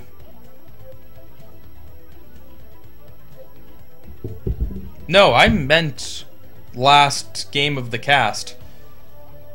Last week was kind of an oddity because there were so many walkovers and so many buys that I just ended up casting every series. But originally I was just supposed to be casting 2 brackets. The 2 best brackets, whatever I decided what the 2 best brackets were. And in 5 through 8, these are the 2 best brackets.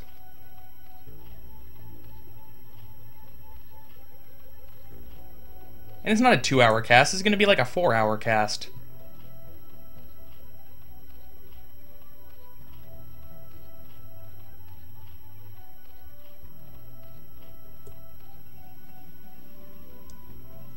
I actually don't even have the option to cast all the games in all the brackets anymore, because AWOL left.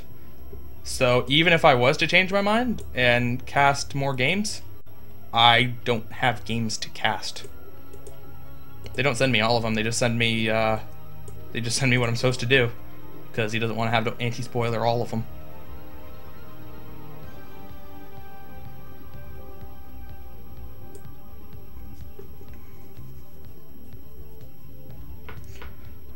One through 4 will be casted by L Master tomorrow, so they have yet to be casted.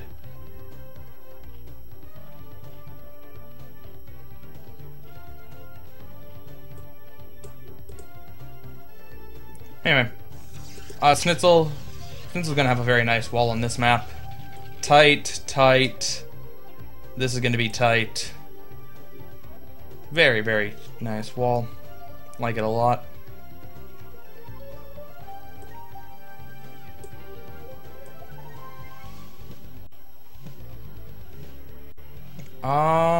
TechnicS finally gonna mix up his build a little bit here. Excuse me. He's gonna go for some early lane aggression. Got the speed and is throwing down the hatchery rather late compared to what he has been doing. But SneazeL will not have a silly wall this time around. SneazeL will have a very nice wall. So I don't think that the circling run by will work. So sad. SneazeL even throwing down a 3rd cannon, which is kind of overkill, but no reason not to, I guess.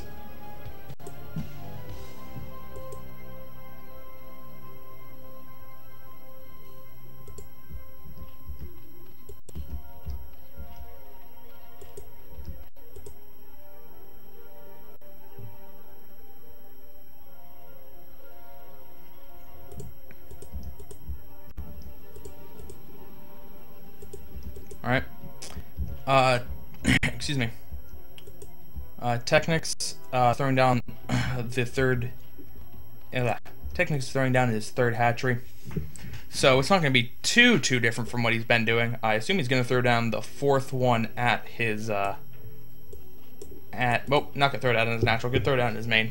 So it is the same basic thing, but at least he's gonna. But he wanted to get a little bit of lane aggression in beforehand. Didn't quite work out for him.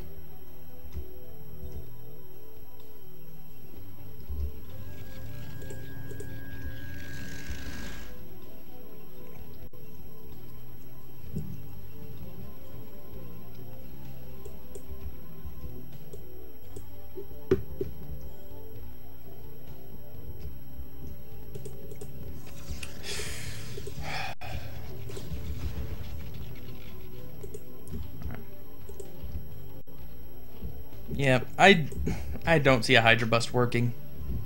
He hasn't even been doing Hydra Bust, so I can't say Hydra Bust anymore, but I don't think his early amount of Hydralisks are just going to work out on this map. You can't contain. You can't put a contain here. And Protoss gets to the 3rd base, and then floods with speed lots. And everything is fine.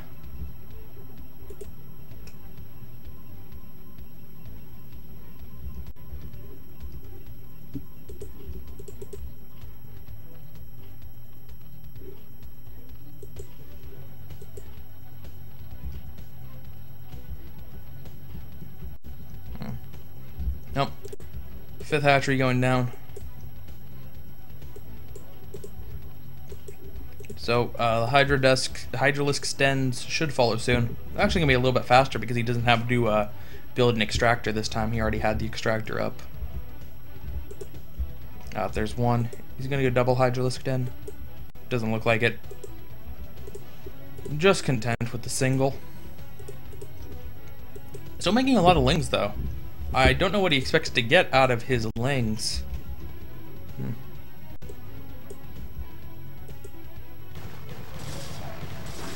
Ooh, SneazeL gonna block the ramp, preventing the lings from getting home. Kills one even.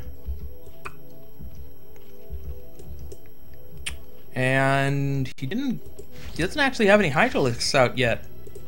There was the first Hydralisk. So this Corsair's probably gonna be able to get an Overlord kill before the Hydralisk managed to waddle its way up there. Zealot's blocking the ramp, actually getting a lot of ling kills here. They don't quite have +1 yet, but still killing off a bunch of them. So good stuff.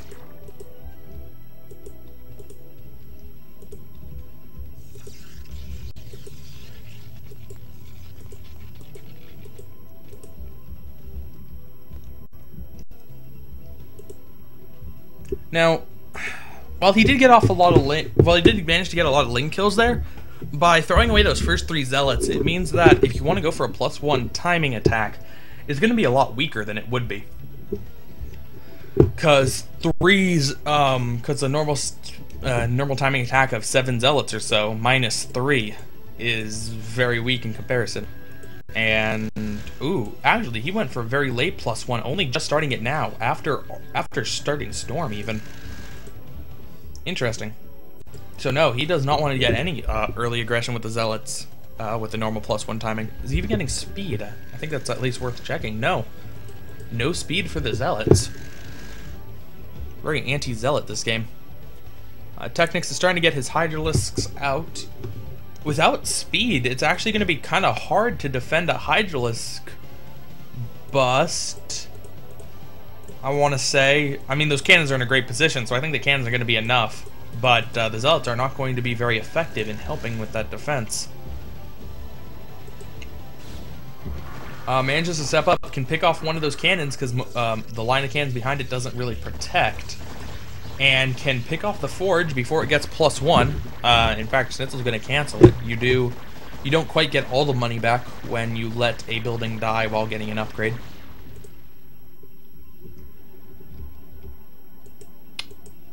First DT out, and it doesn't look like he has Overlord speed. No, he does not. Doesn't even have a lair, so that DT is going to shut down all sorts of aggression. And the fleet of Corsairs is going to take a loss on it, but it's kind of worth it. Normally it's not worth it, even for a good amount of Overlords. But if you're able to... if you're able to get your DT a lot more effective, then sometimes it's worth sacrificing one.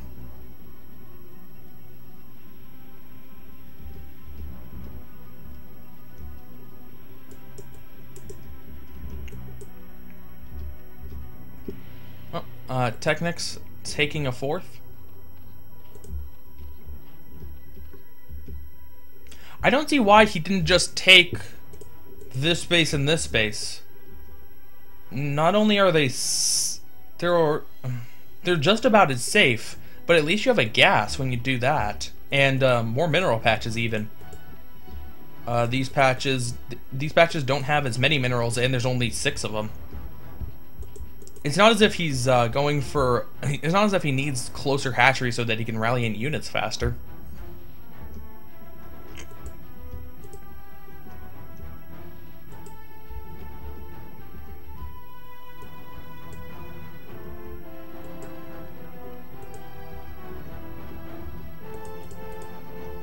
Lurkers are on the way, along with some good upgrades behind that. 1-1 for the Lings. Doesn't have anything for Hydralisk yet, and just started Overlord speed. Once again, SneazeL finds himself needing to destroy the buildings in his wall. He's actually going to take out a lot of these. He can take out 1, 2, 3, 4 cannons and a gateway. That's a significant investment. That's like almost 3 Nexuses. However you pluralize that word.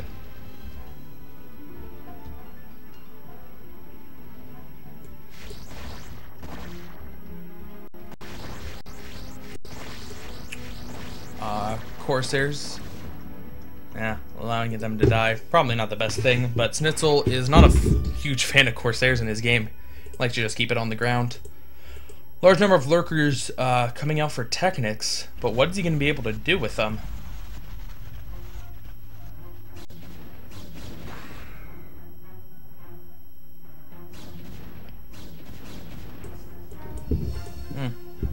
Alright, here comes SneazeL's enormous army at this point. Overlord sees it, but it gets taken out. I guess TechnicS, it's a good thing TechnicS more for all those lurkers, because otherwise he would have no chance against this army. All these Templars haven't had to use storms all this game, so each one already has 2, and a couple of them are 200-200, so it's possible they'll get 3 off. And here comes the attack. Speedlot's leading the way. Is he going to go for it? No, a little bit of indecision there. And decides not going to try to press his luck against that. And he might have been able to break it, but being attacked from behind while trying to bust up that ramp could have been dangerous.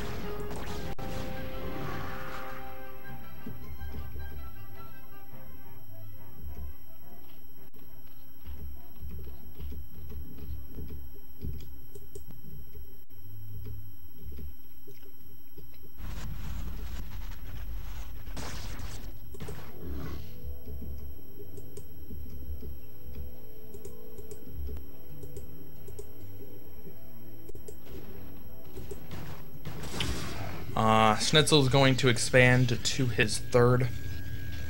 And can be completely safe. What's the supply look like for each player? 116 to 133. TechnicS has a little bit of an advantage, but as we've seen when TechnicS tends to... Whoa, didn't mean to do that. When TechnicS tends to attack SneazeL, he loses a lot of supply. So, not going to read too much into the fact that SneazeL's down at the moment.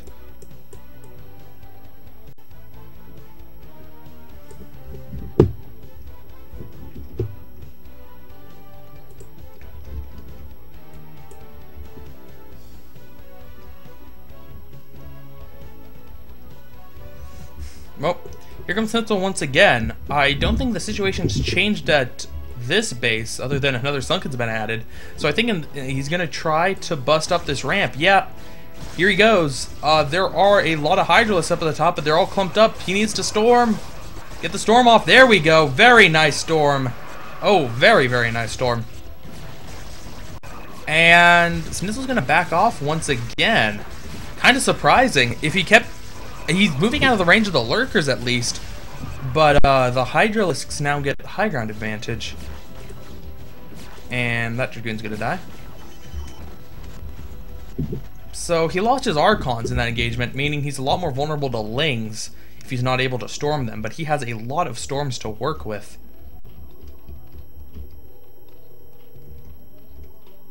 There is a single observer. He doesn't really need to worry about observer snipes because the overlords, I think they still don't have speed.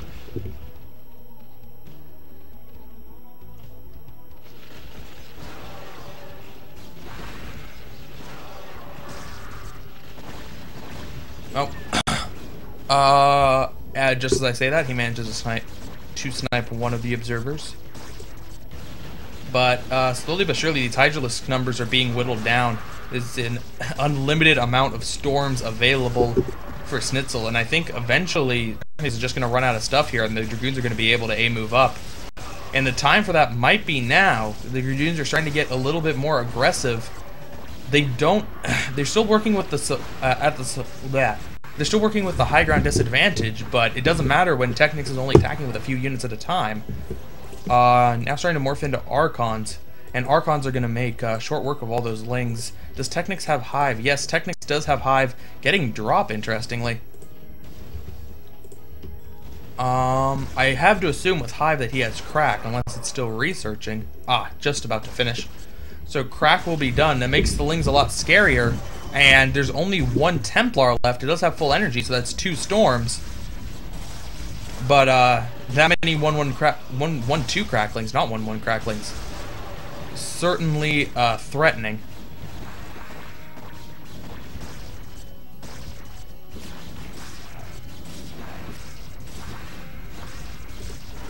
And SneazeL, oh, a couple of times drawn into those sunken colonies. It's going to cost him an Archon.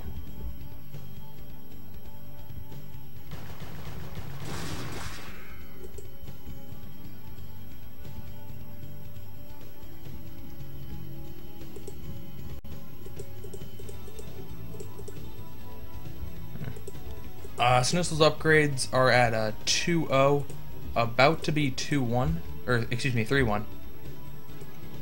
TechnicS, both players throughout this series have been have done a good job on focusing on their upgrades. Good thing for both players. The Hive Tech stuff is up for TechnicS, but he hasn't gotten any of those units out quite yet. Ooh, uses the Scourge to take out an Observer. There are still 2 left though.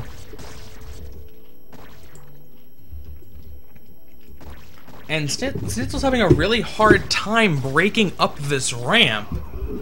But at the same time, he really doesn't need to. It's not as if the Zerg player has half the map and he needs to bust them. The Zerg player just has a third of the map. Yeah, these 5 bases represent exactly 1/3 of the map. So even if SneazeL isn't able to break this, he'll be able to just expand to the rest of it and eventually make more stuff. This base is pretty exposed, though. I assume once SneazeL realizes it's there, he'll take it out very quickly.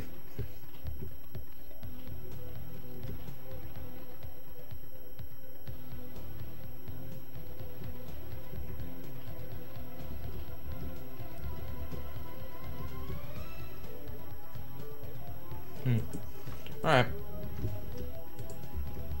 Alright. SneazeL slowly but surely working his way up to a maxed army. Now has 1 armor is done, so 3-2 is on the way. And we saw TechnicS get dropped before. That's a lot of cracklings. 2-2 cracklings at that. Now, I like it when Zerg builds a lot of cracklings, but it can be hard to control that many. But let's see how he does. It looks like he's planning on dropping into the main, and SneazeL apparently saw the drop coming and already starts to throw down cannons. Very nice play by him. Looks like TechnicS is going to lead with some overlords, or are these cannons actually going to warp in time? Oh, it looks like those cannons aren't going to quite warp in time. SneazeL, though, attacking the base, and TechnicS turns around momentarily. Still not going to be in time. Looks like this base is certainly going to fall. He can't get down that ramp, so TechnicS is best off just letting it die. But here come all the cracklings. Cracklings tear through buildings so quickly. How much will SneazeL lose in this process? His army is across the map, and he's almost maxed, so he really doesn't have any other army to come back to deal with this. He has to use this one. And oh no! Oh no! Goons blocking the ramp! There are goons blocking the ramp! Oh, SneazeL! SneazeL! Oh, it's Jaedong syndrome all over again. Okay, he realized it. It's fine. I mean, he's lost half of his base, but at least he realized it before he lost the other half. Oh, man. Good damage done by TechnicS.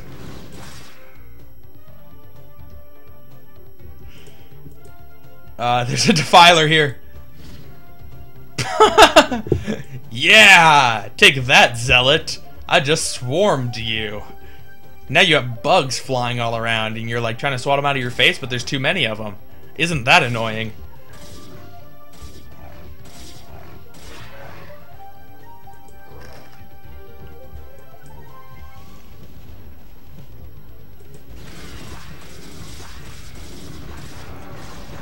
Well, here comes the huge wave of Ultralists from TechnicS, but he's not getting a good army. He left a lot of it to die already.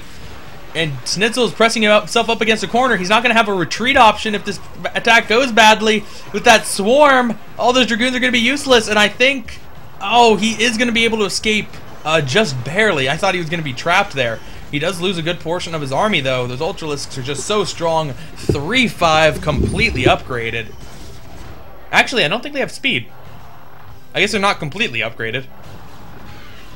And here come the cracklings behind it. Also, those ones are fully upgraded. And, oh no, the Templar!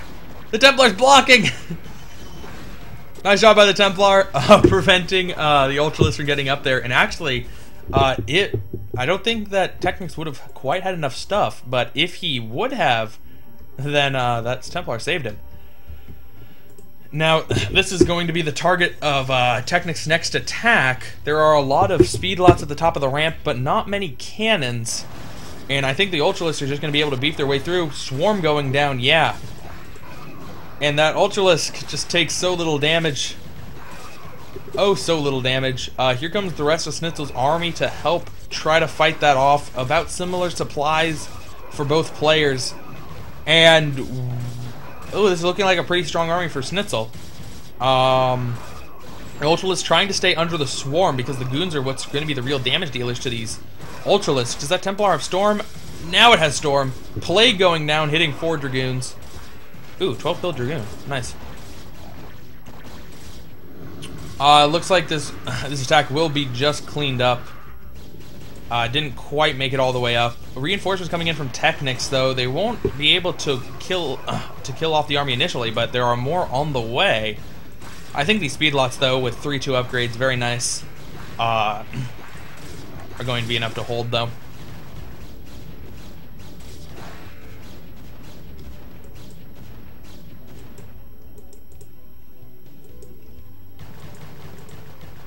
Oh, there it goes. Alright, 120 supply for SneazeL, 146 supply for TechnicS. Looks like he finally lost that hatchery and is rebuilding it now.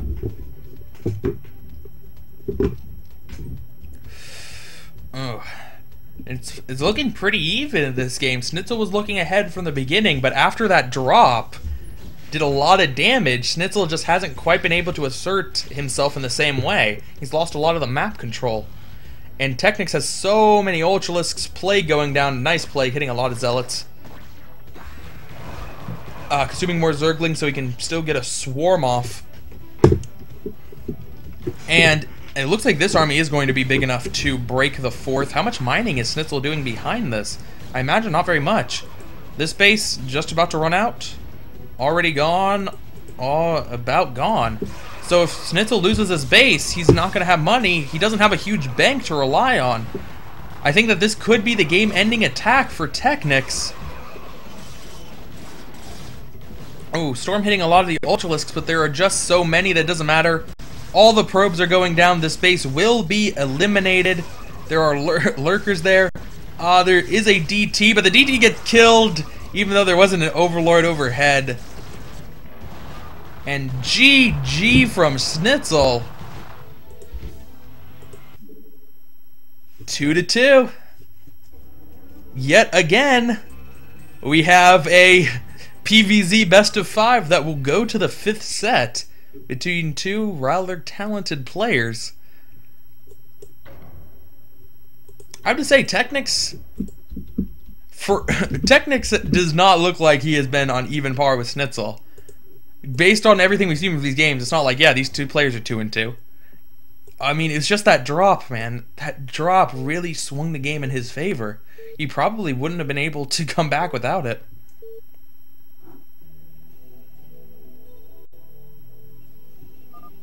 Alright. So, the final game, we have isl3 SneazeL. The man... he's playing some pretty standard Protoss, but really been overbuilding on cannons. Versus TechnicS, the man who likes to Hydra Bust, but then not actually Hydra Bust. Just kind of threaten Hydra Bust. PVZ on Sniper Ridge. This, of the 4 games so far, TechnicS looked the best on this map by leaps and bounds. It was no comparison. He definitely looked like the better player on this for that first game and that first game alone. So I wouldn't be surprised to see him go back to it. I mean, he's been doing slight variations of it, but to actually get in that same contain again, I think would be very nice. And then we get to see what SneazeL's reaction is going to be to it. Interesting. I don't know if that was just a misclick and the probe was going in the wrong direction, or if he's scouting for a hidden drone. Ooh. That actually might have been the timing for the Overlord getting there. So he could scout out that the opponent might be over there. Instead, TechnicS not going to quite scout with his Overlord, but just going to have him sit out in the middle and then wait for a probe to come and send the Overlord in that direction. That's exactly what he does. Very cute from TechnicS. And, oh, tries to hide the drone. Does not quite work out. So now he has to deal with the annoying probe.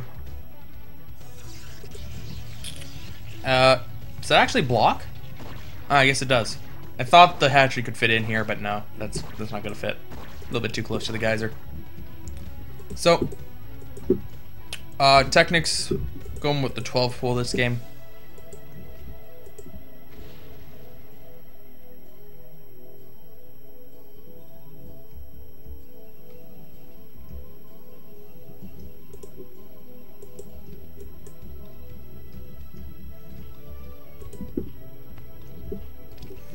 Alright, interested to see how many cannon SneazeL builds this game.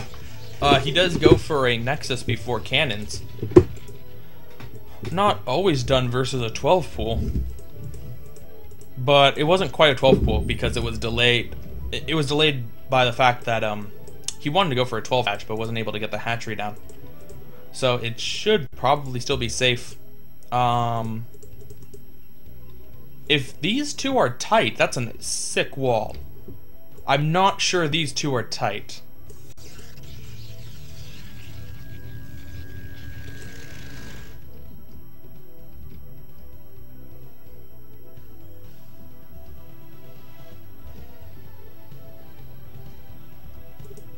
Well, let's see. Ling's moving out. There are two cannons up, so even if this isn't tight, the Lings aren't going to be able to do very much. And the Overlord sees it, so the Lings are going to turn back around. It's fine. TechnicS expanding, expanding to a third. Now, is TechnicS going to take the center expansion once again? I want to see him do it. I want to see him do it. He hasn't thrown down the hatchery next to any of his hatcheries quite yet.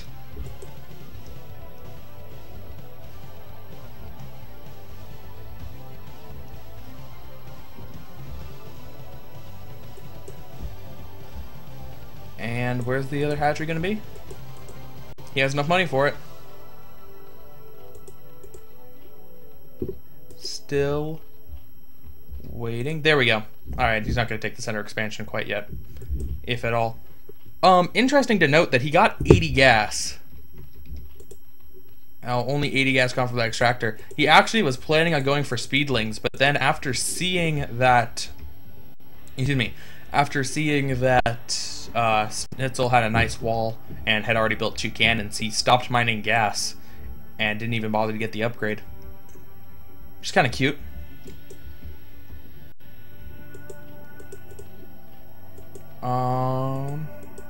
Zergling's scouting the corners of the map. I think it was looking for this probe. And probe's gonna block the ramp. Nice.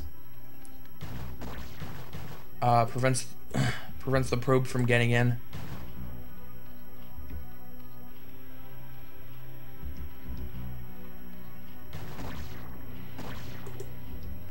Oh, gets in. So gonna see the Hydralisk den, gonna see the other hatchery.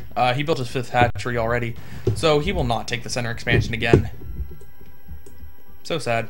I'm not even sure SneazeL ever realized that he had taken the center expansion, or at least that he had taken it that early. Because SneazeL never made it that far out of his base in the first game.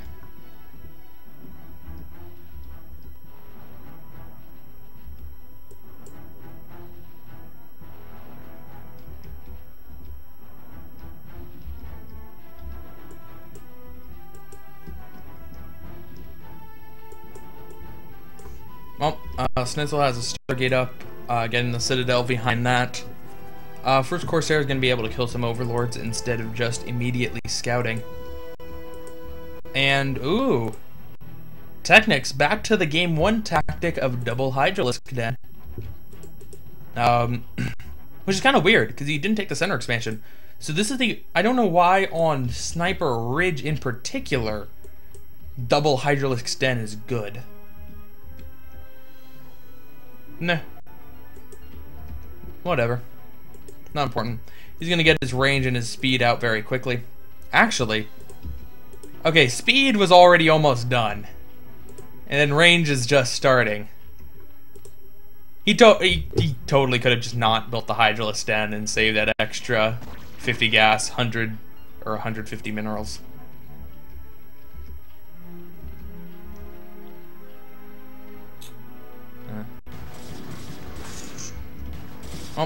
SneazeL is going to attack with his first 3 zealots as he did in the last game. And it looks like he's going to be pretty effective with them. 3 Hydralisks for morphing, but 3 Hydralisks do not beat 3 zealots, especially when they can't back up. Drones are being pulled, and the drones are going to help out a lot, but how good is his micro going to be? Pretty good micro, actually. Doing a lot of damage to those zealots with the drones, and then Hydralisk coming in from behind to finish off the task. Corsair wasn't even able to get many kills.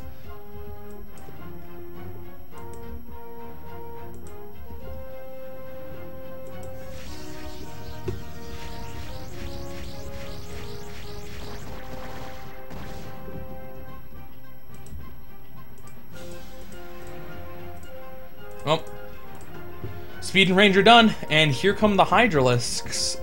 The forge and the the forge and the gateway are going to be easily sniped. I don't think he has +1. No, he does not have +1.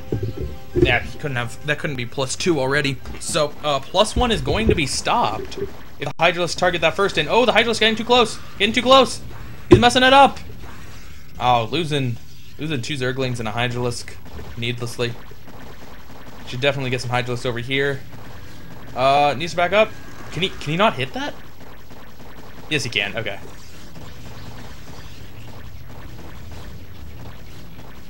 Oh, wow. He really cannot hit that. These Hydralisks are petrified because they saw that cannon. Oh, I guess he can. I guess he can just barely reach it. And they all get stormed. So I guess the +1 will be finishing. There's still 1 storm left for SneazeL. And it looks like TechnicS is going to back off. He has some Hydralisks going in both directions. Yes, they almost all decided to go back.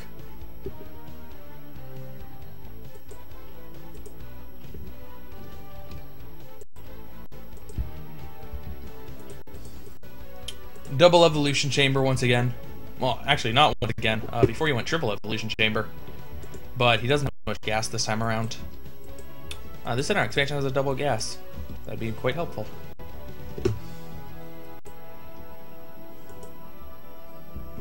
Oh, excuse me, +1 finishes. +2 immediately starting behind that. My face. And it looks like TechnicS is going to play more passively. I'm kind of sorry to see that. I'd really like him to be up in there trying to, maybe trying to pick off the forge once again. He doesn't need to use all the Hydralisks, maybe just 1. But at least try to hold this ridge. Corsair. TechnicS for the 5th game in a row has not gone for a Spire, just using the Hydralisks to fend off the Corsair. I really like that. I've never been a big fan of getting that early Spire just for Scourge, even though it is standard ZVP. But I think with proper Hydralisk control, you can do it just fine with them. Anyway, 1-1 coming up for the Lings. There is not a 3rd evolution chamber, right? Yeah, no 3rd evolution chamber. 6th hatchery going down, though. And a huge batch of lurkers on way. SneazeL once again has to destroy buildings to get out. Oh, and that Templar is blocking. The goons can't fit through that gap. It's too small for goons. Too small for goons.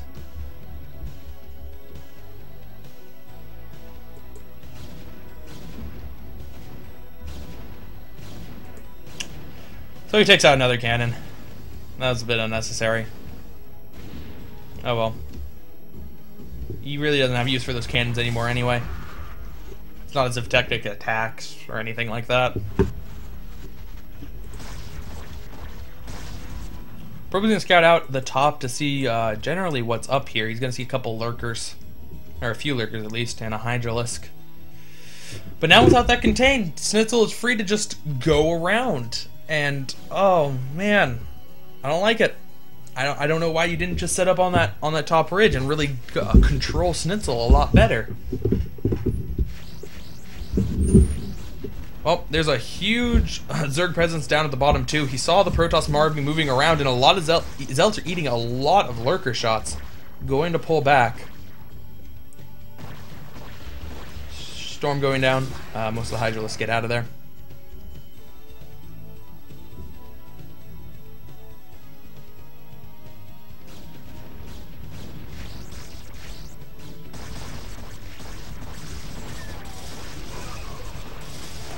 And here comes the engagement. TechnicS didn't have his army in the best of position. It cost him a lot in terms of storm. And SneazeL is going to be able to crush through this now that most of TechnicS' army is dead. There's a huge wave of 1/1 Lings coming up behind this. But can he get a good storms off? No, that storm was not very good. It was just for the lurker. That storm was very good though. 18 kills on that Templar. But still, there are just too many Lings. And SneazeL's going to be forced back. Trying to snipe these Dragoons in this Templar. Doesn't quite get that Dragoon. 2-1 for Protoss, 1-1 for Zerg. That's an advantage for Protoss, as long as Protoss is staying ahead in the upgrades. The Zealots are very effective versus those Lings.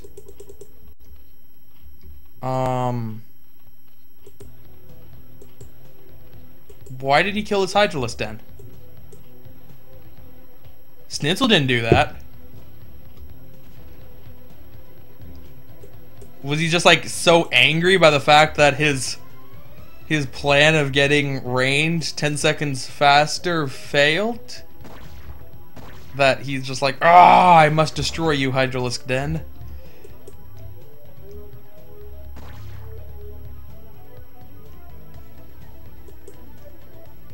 I don't know. I don't know why that was necessary. I'm pretty sure this Ling did it, because it's looking right in that direction. Menacingly. Well, SneazeL has the third up. Overlord sees it, but there's not a lot the Zerg can do against it at the moment. SneazeL has very nice army control. Unless he can get a really nice surround on this army as it starts to move out. But have to see. A couple.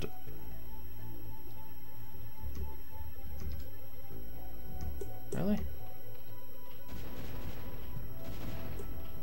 No, that Hydralisk was not in the mineral line. Well, here comes SneazeL's next attack, and once again a huge wave of Lings. TechnicS is definitely impressive how he's able to orchestrate such a large number of Lings to all attack at the same time.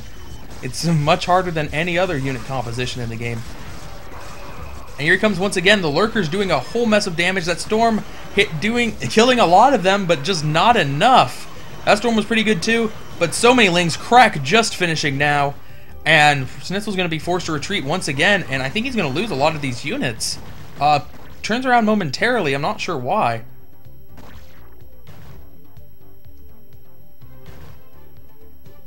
Well, and he's actually going to be able to get out. These Lings are having a lot of trouble attacking anything.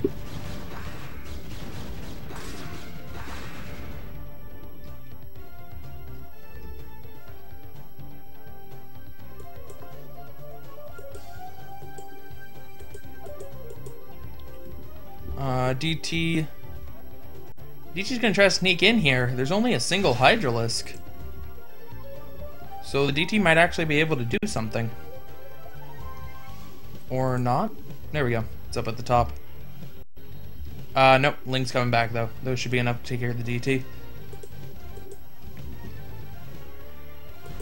What hive tech do we have? Defiler mound up. Ultralisk Cavern? Do not see one. The Lings 2-2? Yes, they are. They're 2-2 with 3-3 already halfway done.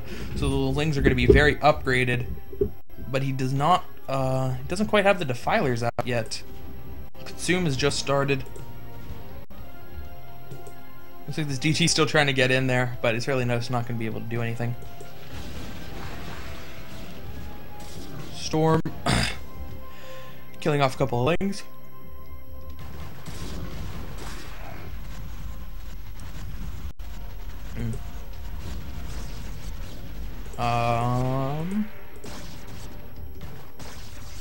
Getting a little bit ahead of itself.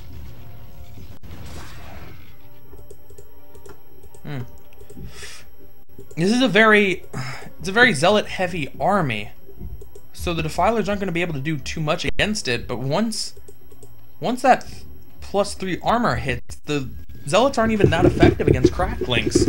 So I don't know how effective that army can be without the proper amount of dragoons and archons and storms behind it. Oh, looks like TechnicS going for drops again.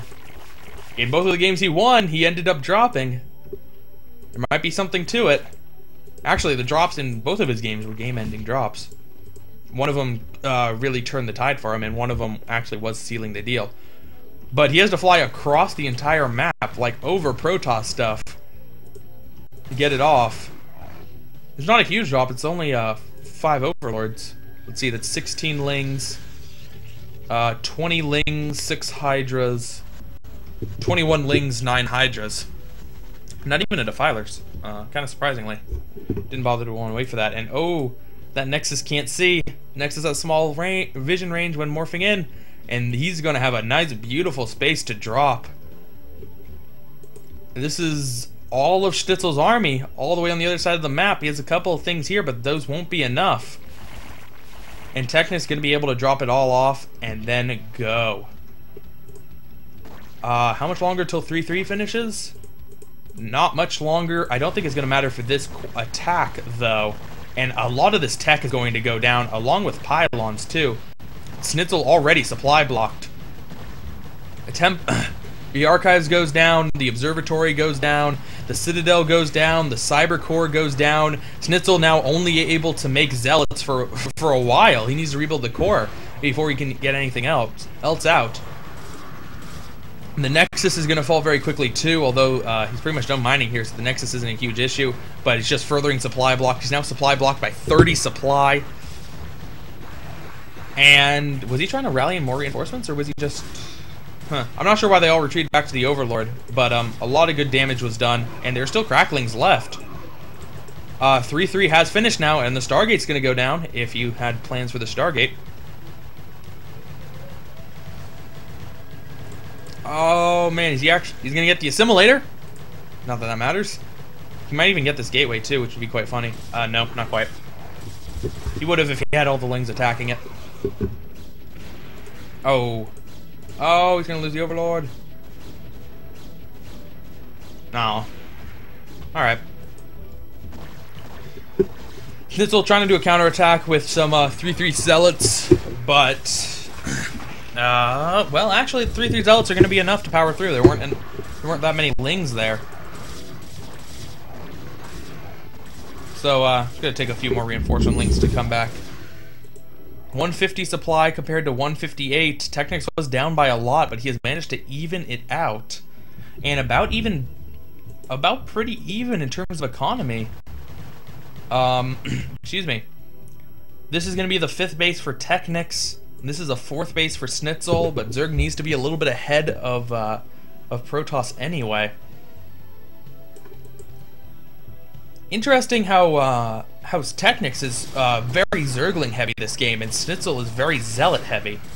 So it's just a constant war of the tier 1 units. But this is going to be better for TechnicS in most situations. There is no crack upgrade for Zealots. And oh, Zealots are going to get sandwiched. The ramp has been blocked, and the Flood of Zerglings is going to take out that attack group. Meanwhile, up at the top, a lot of a lot of Zealots, and a good number of High Templar. I'm really surprised that SneazeL isn't trying to incorporate more Archons into his army. I'm not sure what he's using the gas on, considering he doesn't have... He has a good number of Templar, but not an outrageous number, and almost no Dragoons. Ah, there's some Archons. Good. He really does need those Archons.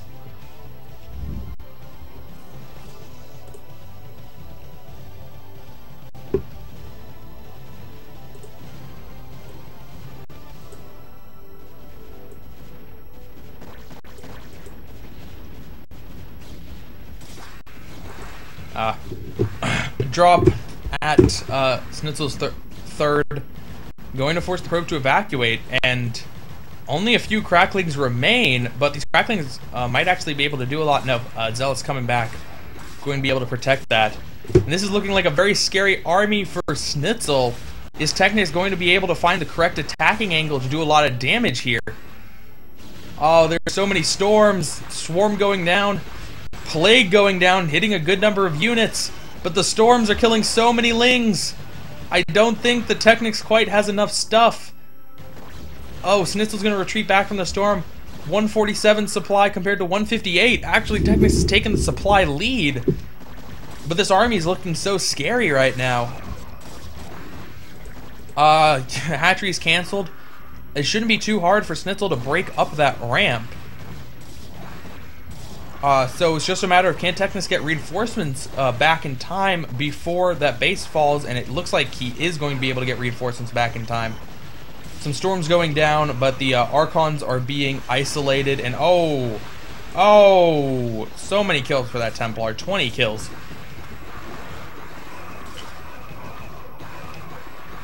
The Archons are going to get a lot of kills at the top of the ramp, and actually TechnicS is going to be able to just barely live for now. Ultralisks on the way for TechnicS, and it looks like SneazeL has once again shut down another base from TechnicS. So while this base will remain safe, oh yes, especially with having Ultralisks coming in from the back, he did still end up losing a base in the end. He didn't have the army to try to defend this one until it was too late. SneazeL only mining off of 2 bases at the moment. But TechnicS is about to run out of money here, is really only mining off of 1, considering that this one's gone down and this one hasn't been established yet. It's a very tight game for either player. The Ultralisks, ooh, they don't have their armor upgrade yet. It looks like they do have speed, though. He hasn't started armor. He definitely does have speed. And oh, no, he can't afford to lose Ultralisks like that. He doesn't have the economy to replenish Ultralisks. Oh, no. Loses 1 Ultralisk. A couple of them are very badly injured, though. Whoa. I just realized that the Defiler consume sound sounds a lot like a spider mine getting deployed. Because there's like a rattle sound along with the deep, low-pitched kind of grunt thing. But I heard that, and I didn't hear the grunt sound. I must have been at like just the right position. I was like, holy shit, Protoss got spider mines. What? That doesn't make any sense. Then I realized it was consume.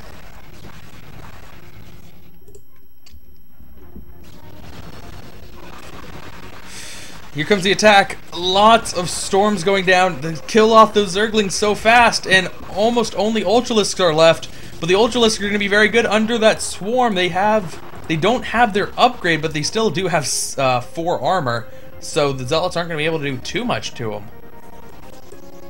Armor, yes, armor is on the way now. Sound is getting helicoptered. Alright. Alright, it's fine. Muting everything. No sound. My voice is fine, and that's what matters. There's so many Ultralisks coming in, trying to crush the SneazeL's army. And SneazeL has a lot of Archons, but Archons alone are not good enough to take on Ultralisks in most cases, especially not that many.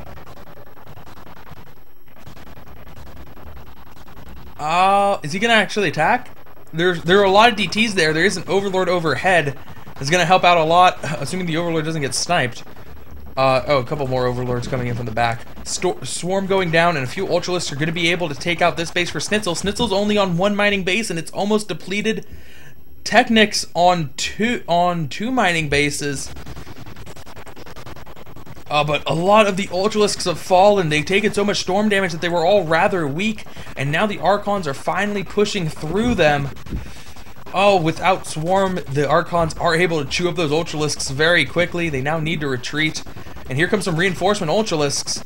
The armor upgrade has finished, so the Ultralisks are insanely powerful. Storm going down, does some good damage. It does some good damage. SneazeL is going to be running out of minerals. I think he really needs to just focus on making only Archons and High Templar, because he just doesn't have the money to make anything else at the moment. I don't think he's planning on expanding. And oh man, he has such a small army now. He just has not been able to macro up anything else. It's 80 supply compared to 130. And that might be the army that TechnicS uses to crush SneazeL and secure his isl3 seed. It's looking like it. This isn't a big enough army for SneazeL, but SneazeL isn't going to be able to get many more units to help. He needs to mine more gas. He's only mining off of two. The problem is he's only mining off of 2 geysers, and one of them. Oh man, he's just so poor. He's so poor. But he's not going to be able to take out either of these expansions for TechnicS, and that's going to be the real deal breaker. 144 supply compared to 92 for SneazeL.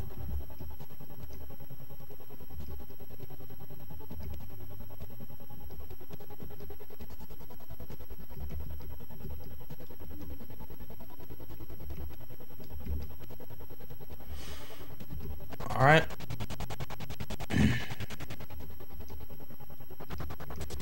Here comes the attack from TechnicS, coming in from the top side. SneazeL's gonna have the high ground, but there's so many ultras. Plague going down, turning those Archons into Dark Archons, and GG from SneazeL. TechnicS, despite looking like he was gonna get rolled over at one point in that series, manages to come back, take it 3-2, and punches his seed for ISL number 3.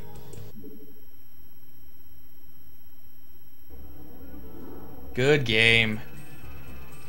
Good game. Alright. That's it for my casting today. Been going for almost 4.5 hours now. Thank you all for watching. Thank you to the sponsors. Primarily Altitude and primarily Altitude and SneazeL with his viewers. Thank you to the organizers, A1 Game. Thank you to the referees, AWA, Justin, and Glory. Thank you to the graphics designers, and thank you all to the viewers for watching. I will be back tomorrow to cast some Gambit Cup. There will be more ISL3 qualification action tomorrow. So you can look at, I casted sets 5 through 8, but you can look at the left half of the qualifiers, and those are some of the games you'll be seeing tomorrow. Other than that, I'll be back same time next week with more ISL action. Goodbye, everybody.